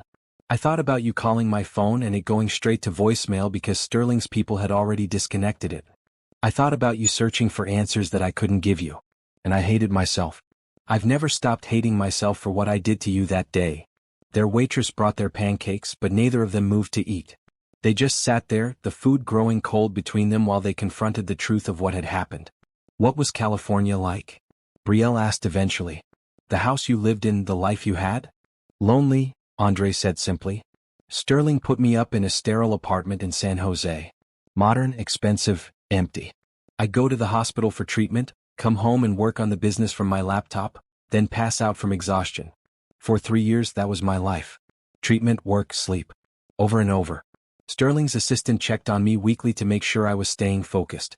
I had no friends. I wasn't allowed to make personal connections. The few people I interacted with were business contacts, and those relationships were purely professional. That sounds like prison. It felt like prison, Andre agreed. But it was a prison that kept me alive. Without Sterling's money, I would have died within 6 months. The doctors told me that later once I was in remission. They said my case was severe enough that without immediate, aggressive treatment, I had no chance. Sterling saved my life even if his methods were cruel. Do you think he knew? Brielle asked. That what he was doing was wrong? That the contract terms were illegal? I'm sure he knew. Rebecca confirmed that his lawyers were aware. He just didn't care. To him, I was an investment. And investments need to be managed, controlled, optimized for maximum return. My personal happiness didn't factor into his calculations.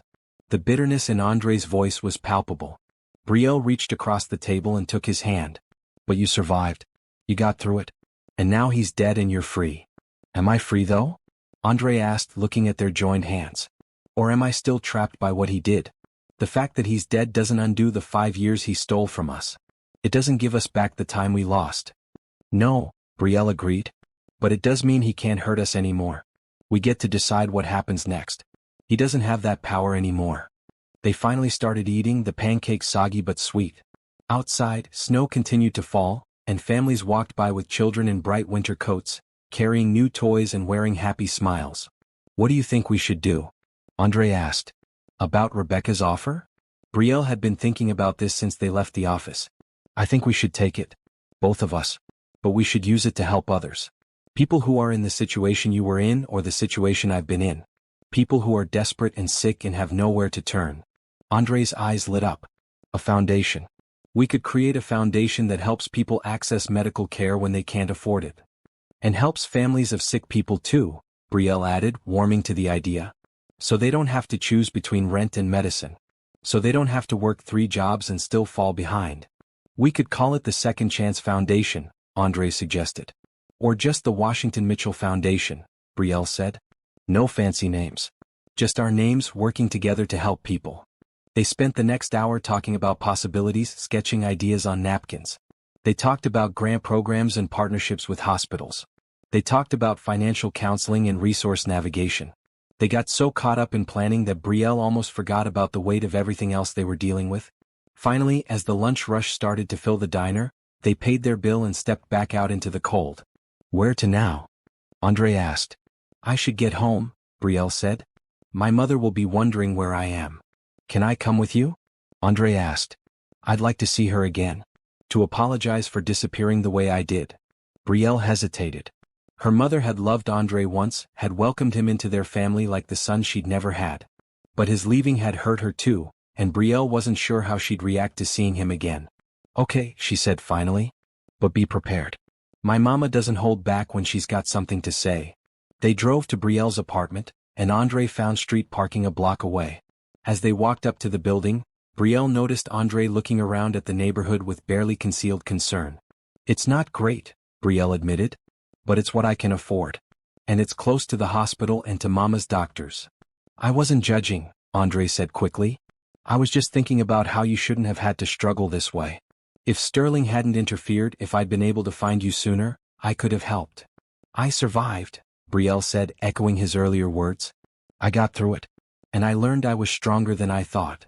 They climbed the stairs to the 3rd floor, and Brielle unlocked her apartment door. Inside, her mother was sitting on the couch, watching a Christmas movie and folding laundry. Patricia looked up when they entered, and her eyes went wide when she saw Andre. Mama, Brielle said, you remember Andre? Patricia stood slowly, her expression unreadable. She looked Andre up and down, taking in his expensive clothes and his nervous expression. I remember, she said finally. Andre stepped forward, his hands clasped in front of him. Mrs. Washington, I owe you an apology. A huge apology. What I did 5 years ago was wrong. I hurt your daughter and I hurt you too. There are reasons for what I did, but they don't excuse the pain I caused. I'm sorry. Truly deeply sorry. Patricia studied him for a long moment, and Brielle held her breath. Then, slowly, her mother smiled. Well, at least you got some manners since you've been gone. Come here, boy. She opened her arms, and Andre crossed the room to hug her. Brielle saw tears in his eyes as Patricia patted his back. My daughter told me what happened, Patricia said, pulling back to look at him. About you being sick, about that awful man who kept you apart. That's a heavy burden to carry. Yes, ma'am, Andre said. But you're here now. That's what matters. You're here and you're trying to make it right.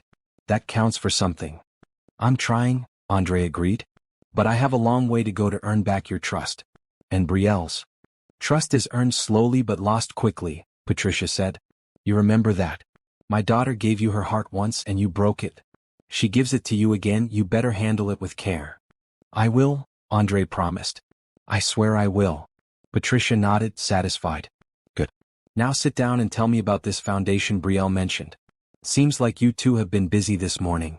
They spent the next few hours talking, the three of them gathered in the small living room. Andre explained everything to Patricia, showed her the documents from Rebecca, talked about the foundation they wanted to create. Patricia listened carefully, asking questions, offering suggestions. You should include mental health support too, she said at one point. Being sick is hard on the mind as much as the body. People need counseling, therapy, someone to talk to about what they're going through. That's brilliant, Andre said, making a note on his phone. I hadn't thought of that. That's why you need to include actual sick people and their families in your planning, Patricia said with a smile. We know what's needed because we've lived it. By the time evening came, they'd outlined a basic structure for the foundation. They'd need lawyers and accountants to make it official, but they had a vision. Something concrete they could work toward together. I should go, Andre said as darkness fell outside the windows. Let you two have your Christmas evening. You could stay for dinner, Patricia offered. It's nothing fancy, just leftovers from breakfast, but you're welcome. Andre looked at Brielle, who nodded. Stay. Please. So he stayed, and they ate sweet potato casserole and watched Christmas movies, and for a few hours, Brielle let herself imagine this was her life now. Andre back, her mother healthy, a future full of possibility instead of just survival. When Andre finally left, close to midnight, Brielle walked him downstairs to his car. Thank you for today, Andre said. For introducing me to your mother again, for planning the foundation with me. For giving me a chance. Thank you for being honest, Brielle replied. For explaining everything. It doesn't erase the hurt, but it helps me understand. Where do we go from here? Andre asked. Are we together? Are we dating? Are we just friends? Brielle thought about it. I think we're somewhere in between. We're not the people we were 5 years ago. We need to get to know each other again. But we're not just friends either. So maybe we're something new. Something undefined. I can live with undefined, Andre said. As long as I get to see you again. You'll see me again, Brielle promised. We have a foundation to build. Andre smiled, and even in the dim street light, Brielle could see the hope in his eyes. We do. And we're going to do amazing things, Brielle. Together. He kissed her goodnight, soft and sweet, and then drove away. Brielle stood on the sidewalk for a long time after his car disappeared, breathing in the cold air and feeling something she hadn't felt in years. She felt like she had a future to look forward to. The day after Christmas, Brielle woke up to 3 text messages from Andre. The first had been sent at 6 in the morning. Good morning. I hope you slept well. I couldn't sleep at all. Too excited about everything. The second came at 7. I've been thinking about the foundation. Would you want to meet with my lawyers this week? Get things started officially? The third was at 8. Sorry if I'm being too pushy. I'm just eager to start building our future. No pressure though. Take your time. Brielle smiled at her phone, warmth spreading through her chest. The old Andre had been enthusiastic too, full of energy and ideas. It was nice to see that part of him hadn't changed. She texted back, meet me at Miller's Coffee at noon? We can talk about next steps. His response was immediate, I'll be there. Brielle spent the morning helping her mother with laundry and straightening up the apartment. Patricia was moving slowly today, the energy she'd had yesterday depleted. It was always like this. One good day followed by several difficult ones. You need to take your medication, Brielle reminded her, bringing a glass of water and the morning pills.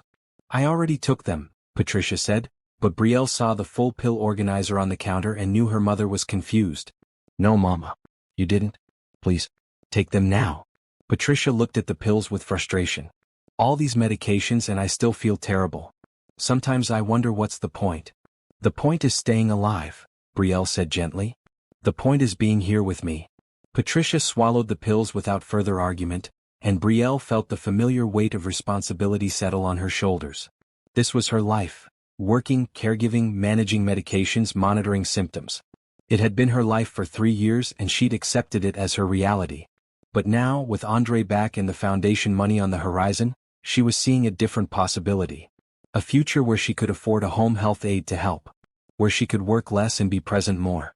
Where her mother could have the best care available instead of just the bare minimum insurance would cover. The hope was dangerous. It made her heart race with possibility and fear in equal measure. At 11:30, Brielle kissed her mother goodbye and headed to Miller's Coffee, a neighborhood shop she'd been going to for years. It was busy with the post-holiday crowd, people returning unwanted gifts or just getting out of their houses after days with family. Andre was already there, sitting at a corner table with 2 coffees in front of him. He stood when he saw her, smiling widely. "I got you a caramel latte," he said. "I remembered it was your favorite."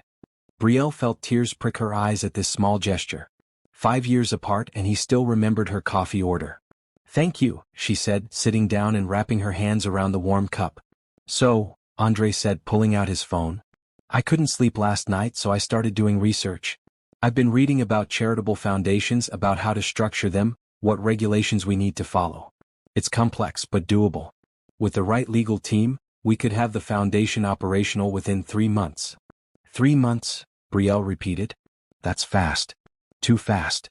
Andre asked, concern crossing his face. We can slow down if you want. No, Brielle said. Fast is good. There are people out there right now who need help. Every day we wait is another day someone is struggling. Andre beamed at her. Exactly what I was thinking. So here's what I'm proposing. We take both settlement amounts, 20 million total, and use that as the founding capital. We set up a board of directors, you and me as co-chairs. We hire staff to manage applications and distribute funds. And we create clear criteria for who qualifies for help. What criteria? Brielle asked. Medical crisis, financial hardship, limited access to insurance or government assistance. We focus on people who fall through the cracks. The ones who make too much for Medicaid but not enough to afford insurance premiums. The ones with chronic conditions that require constant expensive care. The ones who are choosing between medication and rent. Brielle nodded. These were her people, the demographic she knew too well. We should also have an emergency fund. For acute situations. Someone who needs immediate surgery but can't afford it. Someone whose condition will become life-threatening if they don't get treatment now. Yes, Andre said, making notes. Emergency grants with expedited approval. We could partner with hospitals directly, have them refer cases to us. They spent the next 2 hours planning, their coffee growing cold as they worked through details. Other customers came and went, but Brielle barely noticed. She was absorbed in creating something meaningful, something that could genuinely help people. There's something else I want to talk about, Andre said eventually, setting down his phone. Something personal. Brielle tensed slightly. Okay. I know we said we'd take things slow. That we'd figure out what we are to each other. But I need you to know where I stand. I'm all in, Brielle. I'm not just here for the foundation or because I feel guilty. I'm here because I love you. I never stopped loving you. And I want us to work toward being together again. Really together. Brielle's heart pounded. Andre. I know you're scared. I know you need time. But I also don't want there to be any ambiguity about my intentions. I want you back. I want us back. And I'm willing to do whatever it takes to earn that. Brielle looked at him, at the sincerity in his eyes, and felt her carefully constructed walls crumble a little more. I love you too, she admitted. I've been trying not to. I've been trying to protect myself. But the truth is I never stopped loving you either. Not completely. There was always this part of me that held on to hope that you'd come back, that you'd explain, that we'd get another chance. We have that chance now, Andre said, reaching across the table to take her hand. We have the chance to start over. Not to go back to what we were, but to become something new. Something stronger because we've both survived things that would have broken weaker people. I'm still scared, Brielle confessed. So am I, Andre said. Terrified, actually. But I'd rather be scared with you than safe without you. They sat in silence for a moment, hands clasped across the table. Then Brielle made a decision. Let's do it, she said. Let's really try. But we need to set some ground rules. Whatever you want, Andre agreed immediately. First we have to be honest. Completely honest. No more keeping secrets to protect each other. Something's wrong, we talk about it. If you're scared or struggling, you tell me. Deal? Deal. Second, we move at my pace. If I need space or time, you give it to me without making me feel guilty. Absolutely. Third, we build our own relationship. Not trying to recreate what we had before but discovering what we can be now. We're both different people. We need to learn each other again. I like that, Andre said. What else? Fourth, we include my mother in decisions that affect her. She's not just part of my life. She's family. And if you're with me, she's your family too. I wouldn't have it any other way. And fifth, Brielle said, her voice softening. You have to forgive yourself. For leaving, for the lost years, for all of it. You made the best choice you could with the information you had. Sterling manipulated both of us. You're not the villain in this story, Andre. You're a survivor just like me. Andre's eyes filled with tears. I don't know if I can forgive myself. Try, Brielle said. Because I can't move forward with someone who's constantly punishing himself for the past. We both need to let go of what happened and focus on what we're building now. Andre nodded, wiping his eyes. Okay, I'll try. That's all I can promise. That's enough. They left the coffee shop holding hands, and Brielle felt lighter than she had in years. There were still obstacles ahead, still conversations they needed to have and wounds that needed more time to heal. But they were moving forward together, and that was what mattered. Over the next week they fell into a routine. Andre would come by Brielle's apartment every morning before she went to work, bringing breakfast for her and Patricia. He'd spend time talking with Patricia, asking about her health, her needs, her thoughts on the foundation. He'd drive Brielle to work, using the commute time to discuss plans and logistics. In the evenings, after Brielle finished her shift, Andre would pick her up and they'd spend a few hours together. Sometimes they'd go to dinner at restaurants Brielle had never been able to afford. Sometimes they'd just walk through the city talking about everything and nothing. And sometimes they'd sit in his condo, working on foundation documents while soft music played in the background. Brielle watched Andre interact with her mother and felt something shift inside her. He was patient with Patricia's confusion, gentle when she forgot things they'd discussed the day before. He researched her condition on his own time, coming back with questions for her doctors and suggestions for treatments they might not have considered. You don't have to do all this, Brielle told him one evening as they left yet another doctor's appointment. Andre had insisted on accompanying them, taking notes and asking about clinical trials. I want to, Andre said simply. Your mother matters to you, which means she matters to me. And besides, she's wonderful. I missed her while I was gone. She was always so kind to me even when we had nothing. She loved you, Brielle said. She was heartbroken when you left. Not just for me but for herself too. She'd started thinking of you as the son she never had. I won't hurt her again, Andre promised. Or you. I'm here for the long haul, Brielle. You're going to get sick of me before this is over. I don't think I could ever get sick of you. On New Year's Eve, Andre invited Brielle to a party at his office. His employees were hosting it, celebrating the company's successful year and looking forward to the next one. Brielle almost said no, intimidated by the thought of meeting Andre's business colleagues, but he'd been so excited about introducing her that she agreed. She bought a new dress for the occasion, a deep maroon wrap dress that made her feel beautiful. It had been years since she'd dressed up for anything, and when she looked at herself in the mirror, she barely recognized the woman looking back. You look stunning, her mother said, helping her with her necklace. Like the girl you used to be before the world got heavy. I feel like her, Brielle admitted. A little bit. Is that okay? Is it okay to be happy when we're still dealing with so much? Baby, it's more than okay. It's necessary. Joy doesn't mean forgetting pain. It means choosing to live fully despite it. Andre picked her up at 7, and his reaction when he saw her made her blush. You're gorgeous, he said, handing her a small wrapped box. I got you something. Inside was a delicate gold bracelet with a small charm shaped like a paintbrush. I know you stopped painting, Andre said as she stared at it. But I hope you'll start again someday. And when you do, I want you to remember that your art matters. That you matter. Brielle couldn't speak. She just held out her wrist so he could fasten the bracelet, then kissed him softly. Thank you. For everything. The party was in full swing when they arrived, the office transformed with lights and decorations. Brielle met Andre's employees and was surprised by how warmly they welcomed her. They'd clearly heard about her, and they seemed genuinely happy that Andre had found her again. He talked about you all the time, one woman named Kayla confided during a quiet moment. He never said your name, but we knew. We knew there was someone he was looking for. And when he came in the day after Christmas all lit up and happy, we knew he'd found you. As midnight approached, everyone gathered near the windows overlooking the city. Andre pulled Brielle close, his arm around her waist. This year is going to be different, he said quietly, meant only for her. This year we're together. We're building something beautiful. We're going to help people and heal and create the life we should have had all along. The countdown began. 10, 9, 8. I love you, Brielle said. 7, 6, 5. I love you too, Andre replied. 4, 3, 2, 1. The room erupted in cheers as fireworks exploded over the city. Andre kissed Brielle and she kissed him back, and in that moment, everything else fell away. The lost years, the pain, the manipulation, all of it faded into background noise. What mattered was now. What mattered was them together facing forward. They pulled apart eventually, both laughing. Happy New Year, Brielle. Happy New Year, Andre. Here's to second chances. To second chances, he echoed, and they kissed again as the fireworks continued to light up the Chicago sky. The new year brought momentum. Within 2 weeks, Andre's lawyers had drawn up the paperwork for the Washington Mitchell Foundation. They'd outlined the mission, established the board, and created a structure for how grants would be distributed.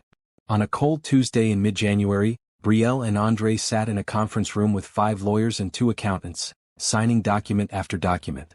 The $20 million from Sterling's estate had been transferred into a foundation account. It was real now, official, ready to start helping people. Congratulations, one of the lawyers said when the last document was signed. You're now the co-chairs of a fully operational charitable foundation. You can start accepting applications immediately. Brielle looked at Andre and they both grinned. This was happening. They were actually doing this. Thank you, Andre said, shaking hands around the table. We couldn't have done this without your help. After the meeting, they walked to a nearby restaurant for lunch, both of them buzzing with excitement. We need to start spreading the word, Brielle said. Let hospitals and clinics know we exist. Set up a website where people can apply for grants. Already on it, Andre said, showing her his phone. I had my marketing team create a basic website last week. It's simple now, but it works. We can take applications starting tomorrow. You're amazing, Brielle said, and meant it. We're amazing, Andre corrected. This is a team effort. Over lunch, Andre's phone buzzed with a call. He glanced at it, frowned, and answered. Andre Mitchell speaking. Yes, this is he. I see. I'll be there as soon as possible. He hung up and looked at Brielle, his expression serious. That was Memorial Hospital. Your mother's doctor wants to see us. Both of us. This afternoon if possible. Brielle felt her stomach drop. What? What's wrong? Is she okay? He wouldn't say over the phone. Just that it's important we come in. They abandoned their lunch and drove immediately to the hospital. Brielle tried calling her mother but got no answer, which made her anxiety spike higher. Had something happened? Had her mother collapsed? Was she in the emergency room? When they reached the hospital, they were directed to Dr. Harrison's office, a small space lined with medical texts and family photos. Dr. Harrison was a kind man in his 60s who'd been treating Patricia for 2 years. He stood when they entered, his expression somber. Please sit down. Brielle grabbed Andre's hand, needing the support. Is my mother okay? What's happened? Your mother is fine, Dr. Harrison said quickly. She's at home resting. I apologize for alarming you. But I needed to speak with both of you about her condition and her treatment options. Relief flooded through Brielle. Treatment options? I thought we were doing everything we could. Dr. Harrison pulled up some files on his computer. We've been managing Patricia's diabetes with medication and lifestyle changes. It's been moderately effective. But her condition is progressive, and we're reaching the limit of what standard care can do. Her kidney function is declining. Her vision is being affected. In another year, maybe 2, she'll likely need dialysis. Brielle felt tears spring to her eyes. She'd known her mother was getting worse, but hearing it stated so clinically made it real in a way she'd been avoiding. What are the other options? Andre asked, his hand tightening around Brielle's. There's a new treatment, Dr. Harrison said. An innovative approach that combines medication with regular pancreatic infusions. It's shown remarkable results in clinical trials. Patients have seen their symptoms stabilize, even improve. Some have avoided dialysis entirely. But it's expensive, and insurance doesn't cover it yet because it's still considered experimental. How expensive? Brielle asked, though she dreaded the answer. The full treatment course, including all medications and procedures, runs about $500,000 over 2 years. Brielle felt the air leave her lungs. $500,000. Even with the foundation money, that was a massive amount. And the foundation wasn't meant for personal use. It was meant to help strangers, people in need. I can pay for it, Andre said immediately. That's not a problem. Andre, you can't, Brielle said. That's too much. It's not too much. Nothing is too much when it comes to your mother's health. Dr. Harrison looked between them. Mr. Mitchell, while your generosity is appreciated, I need to be clear about what we're discussing. This isn't a one-time payment. If the treatment works, Patricia would need maintenance infusions for the rest of her life. We're looking at potentially millions of dollars over her lifetime. Then we'll pay millions of dollars, Andre said firmly. Money isn't the issue here. Brielle pulled her hand away from Andre's. It is the issue. I can't let you spend that kind of money on my mother. It's not right. Why not? Andre asked, genuinely confused. I have the money. I want to help. Your mother deserves the best care available. Because it makes me feel like I owe you, Brielle said, her voice rising. Like I'm with you because of what you can provide, not because I love you. The room fell silent. Dr. Harrison looked uncomfortable, clearly wishing he wasn't witnessing this conversation. Andre turned to face Brielle fully. Is that what you think? That I'm trying to buy your love with money? No, Brielle said quickly, then hesitated. I don't know. Maybe. All of this is moving so fast. The foundation, us getting back together, and now this. It feels like you're trying to fix everything with money, and some things can't be fixed that way. Your mother's health can be, Andre said gently. This isn't about us, Brielle.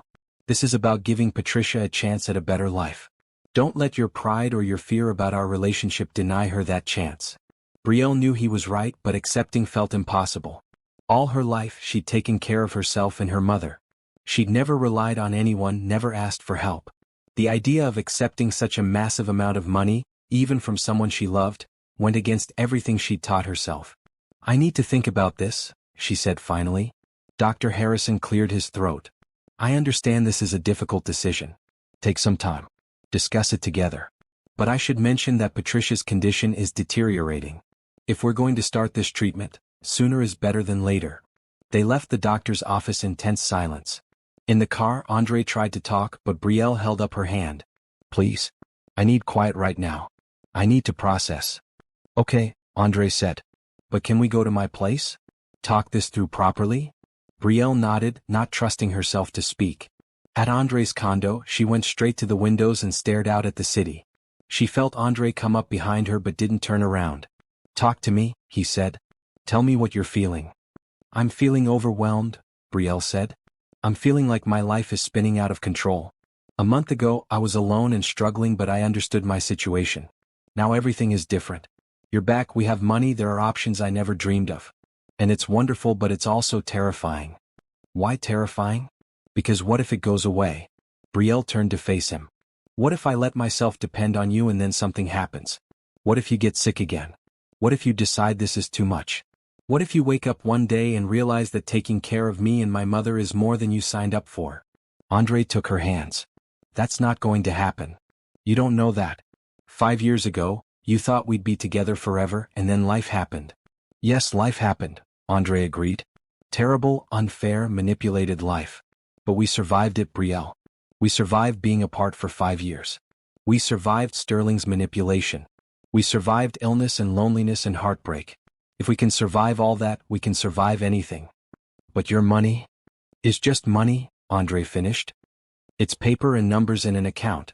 It has no value except what we give it. And I want to give it value by using it to help the woman I love and the woman who raised her. Please, Brielle. Please let me do this. Not because you owe me. Not because it creates some kind of debt. But because I love you and I have the resources to help, and refusing that help doesn't make you strong. It just makes Patricia suffer unnecessarily. Brielle felt tears streaming down her face. She knew he was right. She knew her pride was the only thing standing in the way of her mother getting the care she needed. But accepting felt like admitting defeat, like acknowledging that she couldn't take care of her own family. What if I can't pay you back? She asked in a small voice. There's nothing to pay back, Andre said. This isn't a loan. It's not transactional. It's love. It's me taking care of someone who matters to you, which means she matters to me. That's what families do. They help each other. We're not family yet. Aren't we? Andre asked. We're building a foundation together. We're making plans for the future. We're choosing each other every day. That sounds like family to me. Brielle looked at him through her tears and saw nothing but sincerity and love. This man who'd been through so much, who'd survived impossible circumstances, wanted to use his resources to help her mother, and she was letting her pride get in the way. Okay, she said finally. Okay, we'll do the treatment. But I have conditions. Name them. First, I want to be involved in every decision. I want to know what's being done, why, and what the expected outcomes are. My mother's care isn't something I'm handing off. Absolutely. Second, once the foundation is running and generating its own revenue, I want it to pay back what you spend on my mother's care. Put that money back into helping others. If that's what you want, Andre agreed. Though I still don't see this as money that needs to be repaid. Third, I'm getting a job. A real job that pays well. I'm not quitting the hospital until I have something else lined up, but I want to contribute financially. I want to be a partner, not a dependent. You are a partner, Andre said. You always have been. But if working makes you feel better, then work. Though I have a suggestion. What? Work for the foundation. As co-chair, you should be paid a salary. We'd budgeted for that anyway. You'd be perfect for the role. You know what it's like to need help. You understand the system. And you have the compassion and determination to make sure people get what they need. Brielle considered this. Working for the foundation would be meaningful. It would be using her experience to help others. And it would be a true partnership with Andre, building something together. What kind of salary? She asked. Andre pulled out his phone and showed her the budget the lawyers had created. The salary listed for the co-chairs made Brielle's eyes widen. That's more than I make in a year at the hospital. It's competitive for a position of this responsibility, Andre said. And it's what you deserve. You'd be making life-changing decisions for hundreds of people. That's worth compensating fairly. Brielle took a deep breath. Okay. Yes. I'll work for the foundation. I'll talk to the hospital about transitioning out over the next month. And the treatment for your mother? Yes, Brielle said, feeling the words settle into place. Yes, we'll do it. We'll start as soon as Dr. Harrison recommends. Andre pulled her into a hug and Brielle let herself relax into his arms. She'd spent so long fighting to stay independent, to prove she didn't need anyone. But maybe needing people wasn't weakness. Maybe accepting help wasn't failure. Maybe love meant letting someone else carry the weight sometimes. Thank you, she whispered. Thank you for trusting me, Andre replied. They called Dr. Harrison that afternoon and told him to proceed with the treatment plan. They called Patricia and explained everything, reassuring her that the cost was covered, that she didn't need to worry. You're sure? Patricia asked, her voice shaking. This is a lot of money, baby. I don't want to be a burden. You could never be a burden, Mama, Brielle said. You're getting this treatment. We're going to help you get better. That's final. That night, after everything was arranged, Brielle and Andre sat on his couch, exhausted but relieved. I'm proud of you, Andre said. I know how hard that was, accepting help. I'm still not entirely comfortable with it, Brielle admitted. But I'm trying. I'm trying to let go of the idea that I have to do everything myself. You never had to do everything yourself, Andre said. You chose to. And I get why. After I left, you probably felt like you couldn't trust anyone else to be there for you. But I'm here now. And I'm not going anywhere. You can lean on me. You can let me help. It doesn't make you weak. It makes you human. Brielle kissed him, slow and deep, trying to convey everything she couldn't put into words. When they finally pulled apart, both breathless, she rested her forehead against his. I love you, she said. Even when I'm scared. Even when I'm stubborn. I love you. I love you too, Andre said. Always. They stayed like that for a long time, wrapped up in each other, while the city lights twinkled outside and the future stretched out before them, full of possibility and hope and second chances. Patricia's treatment started the following week, and the change was almost immediate. After just 2 infusions, her energy improved. She was sleeping better, eating more, laughing again in a way Brielle hadn't heard in years. I feel like myself, Patricia said one morning as Brielle helped her get dressed for a doctor's appointment. Like the person I was before this disease took over my life. Brielle hugged her mother, tears of joy streaming down her face. You look like yourself too, Mama. You have color in your cheeks again. Andre had been there for every appointment, taking notes, asking questions, making sure Patricia was comfortable. He'd arranged for a home health aide to come 3 times a week, giving Brielle more time to focus on the foundation. He'd had her apartment building install a wheelchair ramp, even though Patricia didn't need it yet, preparing for any future challenges. He's a good man, Patricia told Brielle one afternoon. Different from the boy you knew before, but better in some ways. More steady. More sure of himself. I know, Brielle said. I'm lucky to have him back. He's lucky to have you too, Patricia corrected. Don't forget that. This isn't just him saving you. You're saving him right back. The foundation officially launched on February 1st, and within hours they were flooded with applications. Stories poured in from across Chicago. A single father whose son needed cancer treatment he couldn't afford, a veteran dealing with PTSD who couldn't access proper mental health care, an elderly woman who had to choose between her heart medication and her rent. Brielle and Andre read every application together, usually late at night in Andre's home office. They cried over the stories, argued about which cases were most urgent, celebrated when they could approve funding that would genuinely change someone's life. This one, Brielle said one evening, holding up an application. Rebecca Johnson, 53 years old, diagnosed with breast cancer. She has insurance but the deductible is $15,000. She's a schoolteacher. She'll lose her house if she has to pay that out of pocket. Approved, Andre said immediately. Full amount, plus an extra $5,000 for living expenses while she's in treatment and can't work. They approved 12 applications that night, distributing nearly $200,000 in grants. It was exhausting and emotional and the most meaningful work Brielle had ever done. We're making a difference, she said as they finally shut down the computer at 2 a.m. We are, Andre agreed. And this is just the beginning. Wait until word really spreads. Wait until we partner with more hospitals, more clinics. We could help thousands of people. Brielle had officially quit her job at the hospital administration office, giving a month's notice that ended on February 15th. Her last day was bittersweet.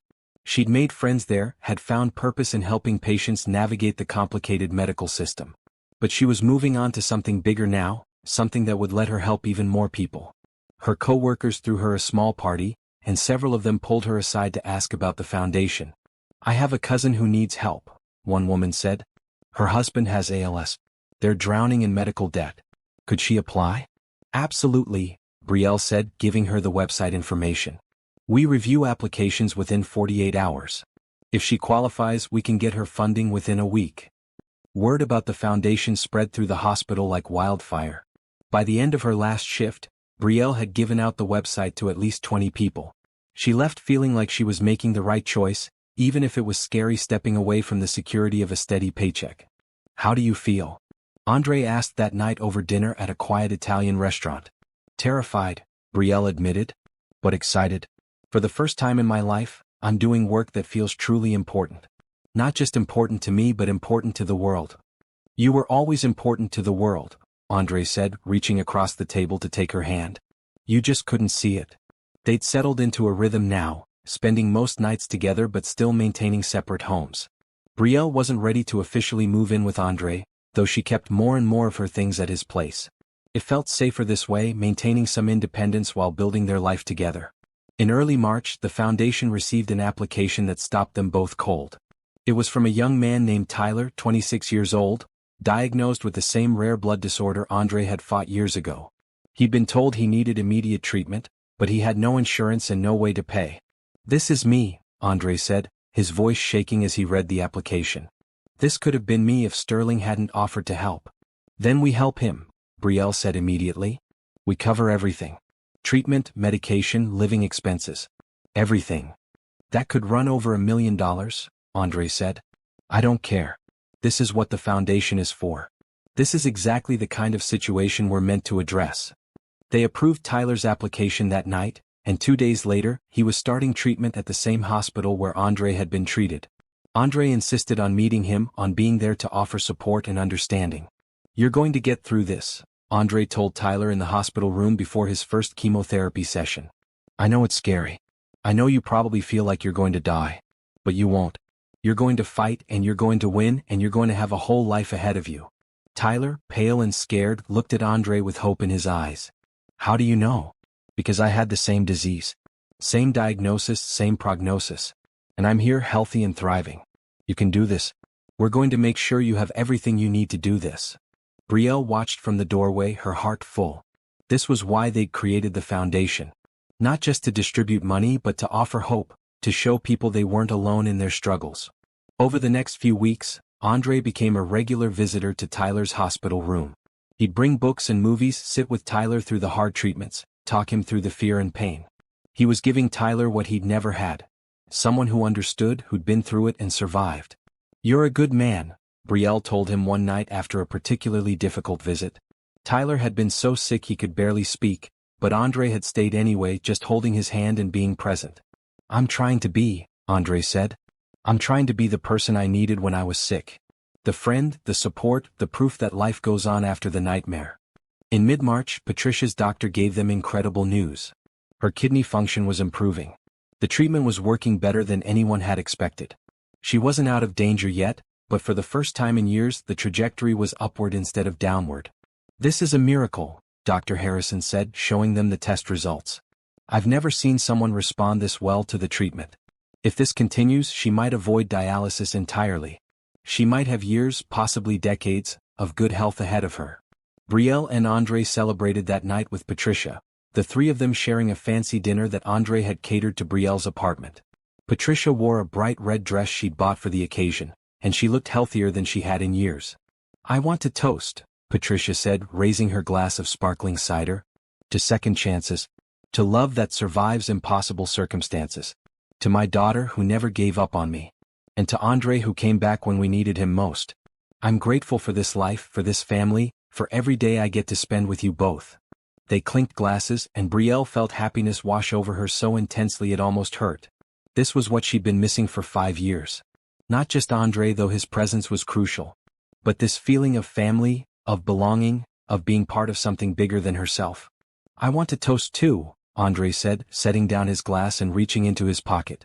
He pulled out a small blue velvet box and Brielle's heart stopped. "What are you doing?" she asked, her voice barely above a whisper. Andre smiled, nervous and hopeful. "Something I should have done years ago." He got down on one knee beside her chair, and Patricia let out a small gasp of delight. "Brielle Washington," Andre said, opening the box to reveal a beautiful ring with a simple diamond. "I've loved you since the moment I met you. I loved you when we had nothing. I loved you when I was sick and alone in California. I loved you during the 5 years we were apart. And I love you now more than ever. You are my home, my partner, my future. Will you marry me?" Brielle looked at the ring, at Andre's face, at her mother beaming with joy. She thought about the journey they'd been on, the pain they'd survived, the love they'd rebuilt from ashes. "Yes," she said, tears streaming down her face. "Yes, I'll marry you." Andre slipped the ring on her finger and kissed her while Patricia applauded and wiped away her own tears. "It's about time," Patricia said, laughing through her crying. "I was starting to think I'd have to propose for you." They spent the rest of the evening making plans. Nothing elaborate, they agreed. Just something small and meaningful, probably in the summer when Patricia would be even stronger. "I want to get married in the park," Brielle said. "Where we went on Christmas morning. Where you kissed me and it felt like we were starting over." "Then that's where we'll get married," Andre agreed. That night, after Andre had left and Patricia had gone to bed, Brielle sat alone in the living room, looking at her engagement ring and thinking about how much her life had changed in just 3 months. She'd gone from hopeless and alone to engaged and purposeful. She'd gone from barely surviving to building something meaningful. She'd gone from thinking love was a weakness to understanding it was the greatest strength of all. Her phone buzzed with a text from Andre. "I'm the luckiest man alive. Can't wait to spend forever with you." Brielle smiled and texted back, "Forever isn't long enough." And she meant it. After everything they'd been through, after all the years of separation and pain, forever with Andre sounded absolutely perfect. Summer came to Chicago in a burst of green and gold, and with it came wedding preparations. Brielle and Andre planned a small ceremony for July, wanting something intimate and meaningful rather than a huge production. "Just family and close friends," Brielle insisted. "I want people there who actually care about us, not some big society event." "Whatever you want," Andre agreed. "As long as I get to marry you, nothing else matters." The foundation was thriving beyond their wildest expectations. They'd helped over 300 families in 6 months, distributing nearly $8 million in grants. They'd hired a small staff to handle applications and coordinate with hospitals. They'd formed partnerships with medical centers across Chicago and were planning to expand to other cities. Tyler, the young man with the blood disorder, had completed his treatment and was in remission. He'd started working for the foundation as an outreach coordinator, visiting hospitals and talking to patients about resources available to them. His story gave hope to everyone who heard it. "You saved my life," Tyler told Andre and Brielle at a foundation event in May. "Not just with the money but with the support. You showed me I wasn't alone. That's worth more than anything." Patricia's health continued to improve dramatically. By June, her doctors were calling her their miracle patient. She'd started volunteering at a senior center, teaching art classes and mentoring other people dealing with chronic illnesses. "I spent so long being sick," she told Brielle one afternoon. "Now I want to spend whatever time I have left being useful. Helping other people understand that illness doesn't define you." The wedding day arrived with perfect summer weather. They'd chosen Millennium Park's Lurie Garden, a beautiful green space in the heart of the city. 50 guests filled the chairs they'd set up, everyone dressed in bright summer colors. Brielle wore a simple white dress with blue flowers embroidered on the bodice, the blue matching André's suit. She carried a bouquet of wildflowers that Patricia had helped her pick that morning. She'd never felt more beautiful. "You ready for this?" Patricia asked, appearing beside her as guests took their seats. "So ready," Brielle said. "This feels right, Mama. Like everything that happened before was leading us here." "Maybe it was," Patricia said. "Maybe you both needed to grow separately before you could grow together. You're not the same people you were 5 years ago. You're stronger, wiser, more sure of what you want." Music began to play, a string quartet André had hired. Patricia walked down the aisle first, beaming with pride and health. Then it was Brielle's turn, walking alone because that's how she wanted it. She was choosing this on her own as an independent woman, not being given away like property. André stood at the front under an arch covered in flowers, and the look on his face when he saw her took Brielle's breath away. Pure love, pure joy, pure certainty. The ceremony was short and sweet. They'd written their own vows, personal promises that meant more than any traditional words. "Brielle," André said, holding both her hands, "I vow to never leave you again. I vow to be honest even when the truth is hard. I vow to support your dreams and celebrate your victories. I vow to stand beside you in sickness and health, in poverty and wealth, in joy and sorrow. You are my heart, my home, my forever. I choose you today and every day for the rest of my life." Brielle's voice shook as she spoke her own vows. "André, I vow to trust you even when fear tells me to guard my heart. I vow to build our future together as equal partners. I vow to love you through the easy times and the hard times, through the expected and the unexpected. You are my second chance, my proof that love survives anything. I choose you today and every day forever." They exchanged rings, simple gold bands that represented their commitment. When the officiant pronounced them married, André kissed Brielle like she was oxygen and he'd been drowning. The reception was held in a nearby restaurant, nothing fancy but filled with warmth and laughter. Speeches were made, toasts were given, and Brielle felt surrounded by love in a way she'd never experienced before. To Brielle and André, Tasha said, standing to give the maid of honor speech, "I take full credit for bringing you back together, by the way. That blind date was my idea and look how well it turned out. Seriously though, watching you two find your way back to each other has been beautiful. You've shown all of us that real love doesn't give up, even when circumstances try to tear it apart. Congratulations. I love you both." Tyler stood next, representing the foundation families. "Mr. Mitchell and Mrs. Mitchell," he said, causing Brielle to tear up at hearing her new name. "You saved my life, but more than that, you gave me hope. The foundation you built is changing the world, one family at a time. And your love story reminds all of us that second chances are real. Thank you for everything." When the speeches ended and dancing began, André pulled Brielle onto the floor for their first dance as husband and wife. "How does it feel?" he asked as they swayed to the music. "Perfect," Brielle said. "Absolutely perfect.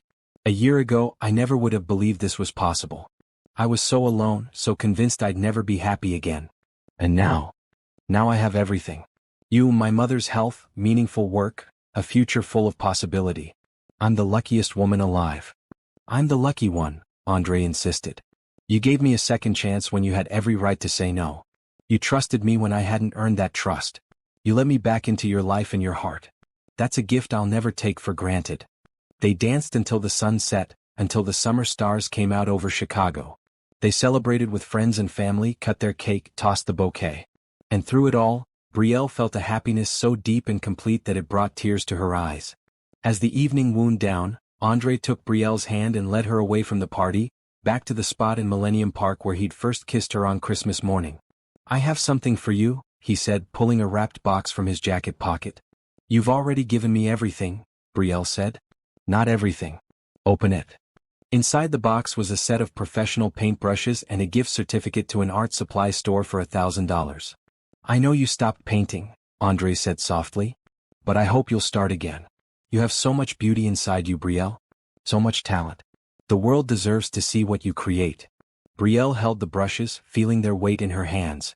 She hadn't picked up a paintbrush in 5 years, had convinced herself that part of her life was over. What would I even paint? She asked. Whatever speaks to you. Maybe our story. Maybe the people we've helped through the foundation. Maybe just colors and light and feeling. It doesn't matter what. Just that you're creating again. Brielle kissed him, deep and grateful. Thank you. For believing in me. For seeing me as more than I see myself. That's what love does, Andre said. It shows us who we really are. They stood there as the summer night deepened, holding each other and looking out at the city that had witnessed their pain and their healing. I have a wedding gift for you too, Brielle said. Or maybe it's a gift for both of us. What is it? I'm moving in with you. Officially. No more splitting time between apartments. Patricia's health is good enough that she can live independently now with the home health aide's help. It's time for us to really start our life together. Andre's face lit up. Are you sure? I don't want to rush you. I'm sure. We've waited long enough, don't you think? 5 years apart, then nearly a year of dating. I'm ready to be your wife in every way. To share a home, to wake up together every morning, to build our future in the same space. That's the best wedding gift you could have given me, Andre said, spinning her around in joy. As autumn arrived, Brielle moved her things into Andre's condo, making it truly theirs. She set up a studio in the spare bedroom and started painting again, hesitant at first but growing more confident with each piece. Her paintings were different from before, darker and richer, showing the depth of emotion she'd experienced over the past years. The foundation announced plans to expand nationally, opening chapters in 10 major cities. They'd secured additional funding from other donors inspired by their work. They'd helped over 1,000 families now, changing lives every single day. Patricia remained healthy and active, traveling to visit old friends and making up for the years she'd spent too sick to enjoy life. She'd moved into a beautiful senior living community that offered independence with access to medical care if needed, paid for by Andre despite Patricia's protests. Your family now, Andre had told her. And families take care of each other. Tyler completed his training as an outreach coordinator and was promoted to director of patient services, becoming the face of the foundation for many people who needed help. And Brielle and Andre settled into married life, learning each other all over again while building something beautiful together. Christmas Eve arrived again, marking 1 full year since their blind date reunion. Do you realize it's been exactly a year? Brielle asked that morning as they decorated their tree together. How could I forget? Andre said. Best Christmas Eve of my life, even though we both spent most of it crying. We've come so far, Brielle said, looking around their home. Her paintings hung on the walls alongside the original sunset piece she'd made him 7 years ago. Photos from their wedding sat on every surface. The space felt warm and lived in and loved. We have, Andre agreed. And we're going to keep going. Building, growing, helping others. Together. That evening they hosted a Christmas party at their home. Patricia came healthy and glowing in a bright green dress. Tyler brought his girlfriend, a nurse he'd met during his treatment. The foundation staff came along with several families they'd helped. The condo was filled with laughter and joy and the sound of people who'd survived difficult times celebrating the good ones. As midnight approached, Andre pulled Brielle out onto the balcony away from the party. I have something to tell you, he said. What? Brielle asked, suddenly nervous. I've been thinking about everything we've been through. The separation, the manipulation, the pain and the healing. And I realized something important. What's that? I wouldn't change any of it, Andre said. I know that sounds crazy. But if things had been different, if I'd never gotten sick, if Sterling had never interfered, we might not have appreciated what we have now. We might have taken each other for granted. But because we lost each other and found each other again, we know exactly how precious this is. We know what it's like to live without it. So we'll never take it for granted. Brielle thought about this and realized he was right. The pain had made them stronger. The separation had taught them the value of what they had. The struggle had prepared them to build something meaningful together. I wouldn't change it either, she agreed. Even though it hurt. Even though there were times I thought I'd never survive. Because it led us here. To this moment, this life, this love. Andre kissed her as fireworks began exploding over the city. Another year ending, another beginning. But this time they were together. This time they had everything they needed. When they pulled apart, Brielle smiled up at her husband. Merry Christmas, Andre. Merry Christmas, Brielle. Here's to many more. Together. Together, she echoed. Always together. And as they stood on the balcony wrapped in each other's arms with their friends and family celebrating inside and the city sparkling with Christmas lights below, Brielle felt complete. She'd agreed to a blind date to avoid spending Christmas alone. And that simple decision had brought her everything she'd ever wanted. Love, family, purpose, hope. A second chance she never thought she'd get. A Christmas miracle that lasted a lifetime.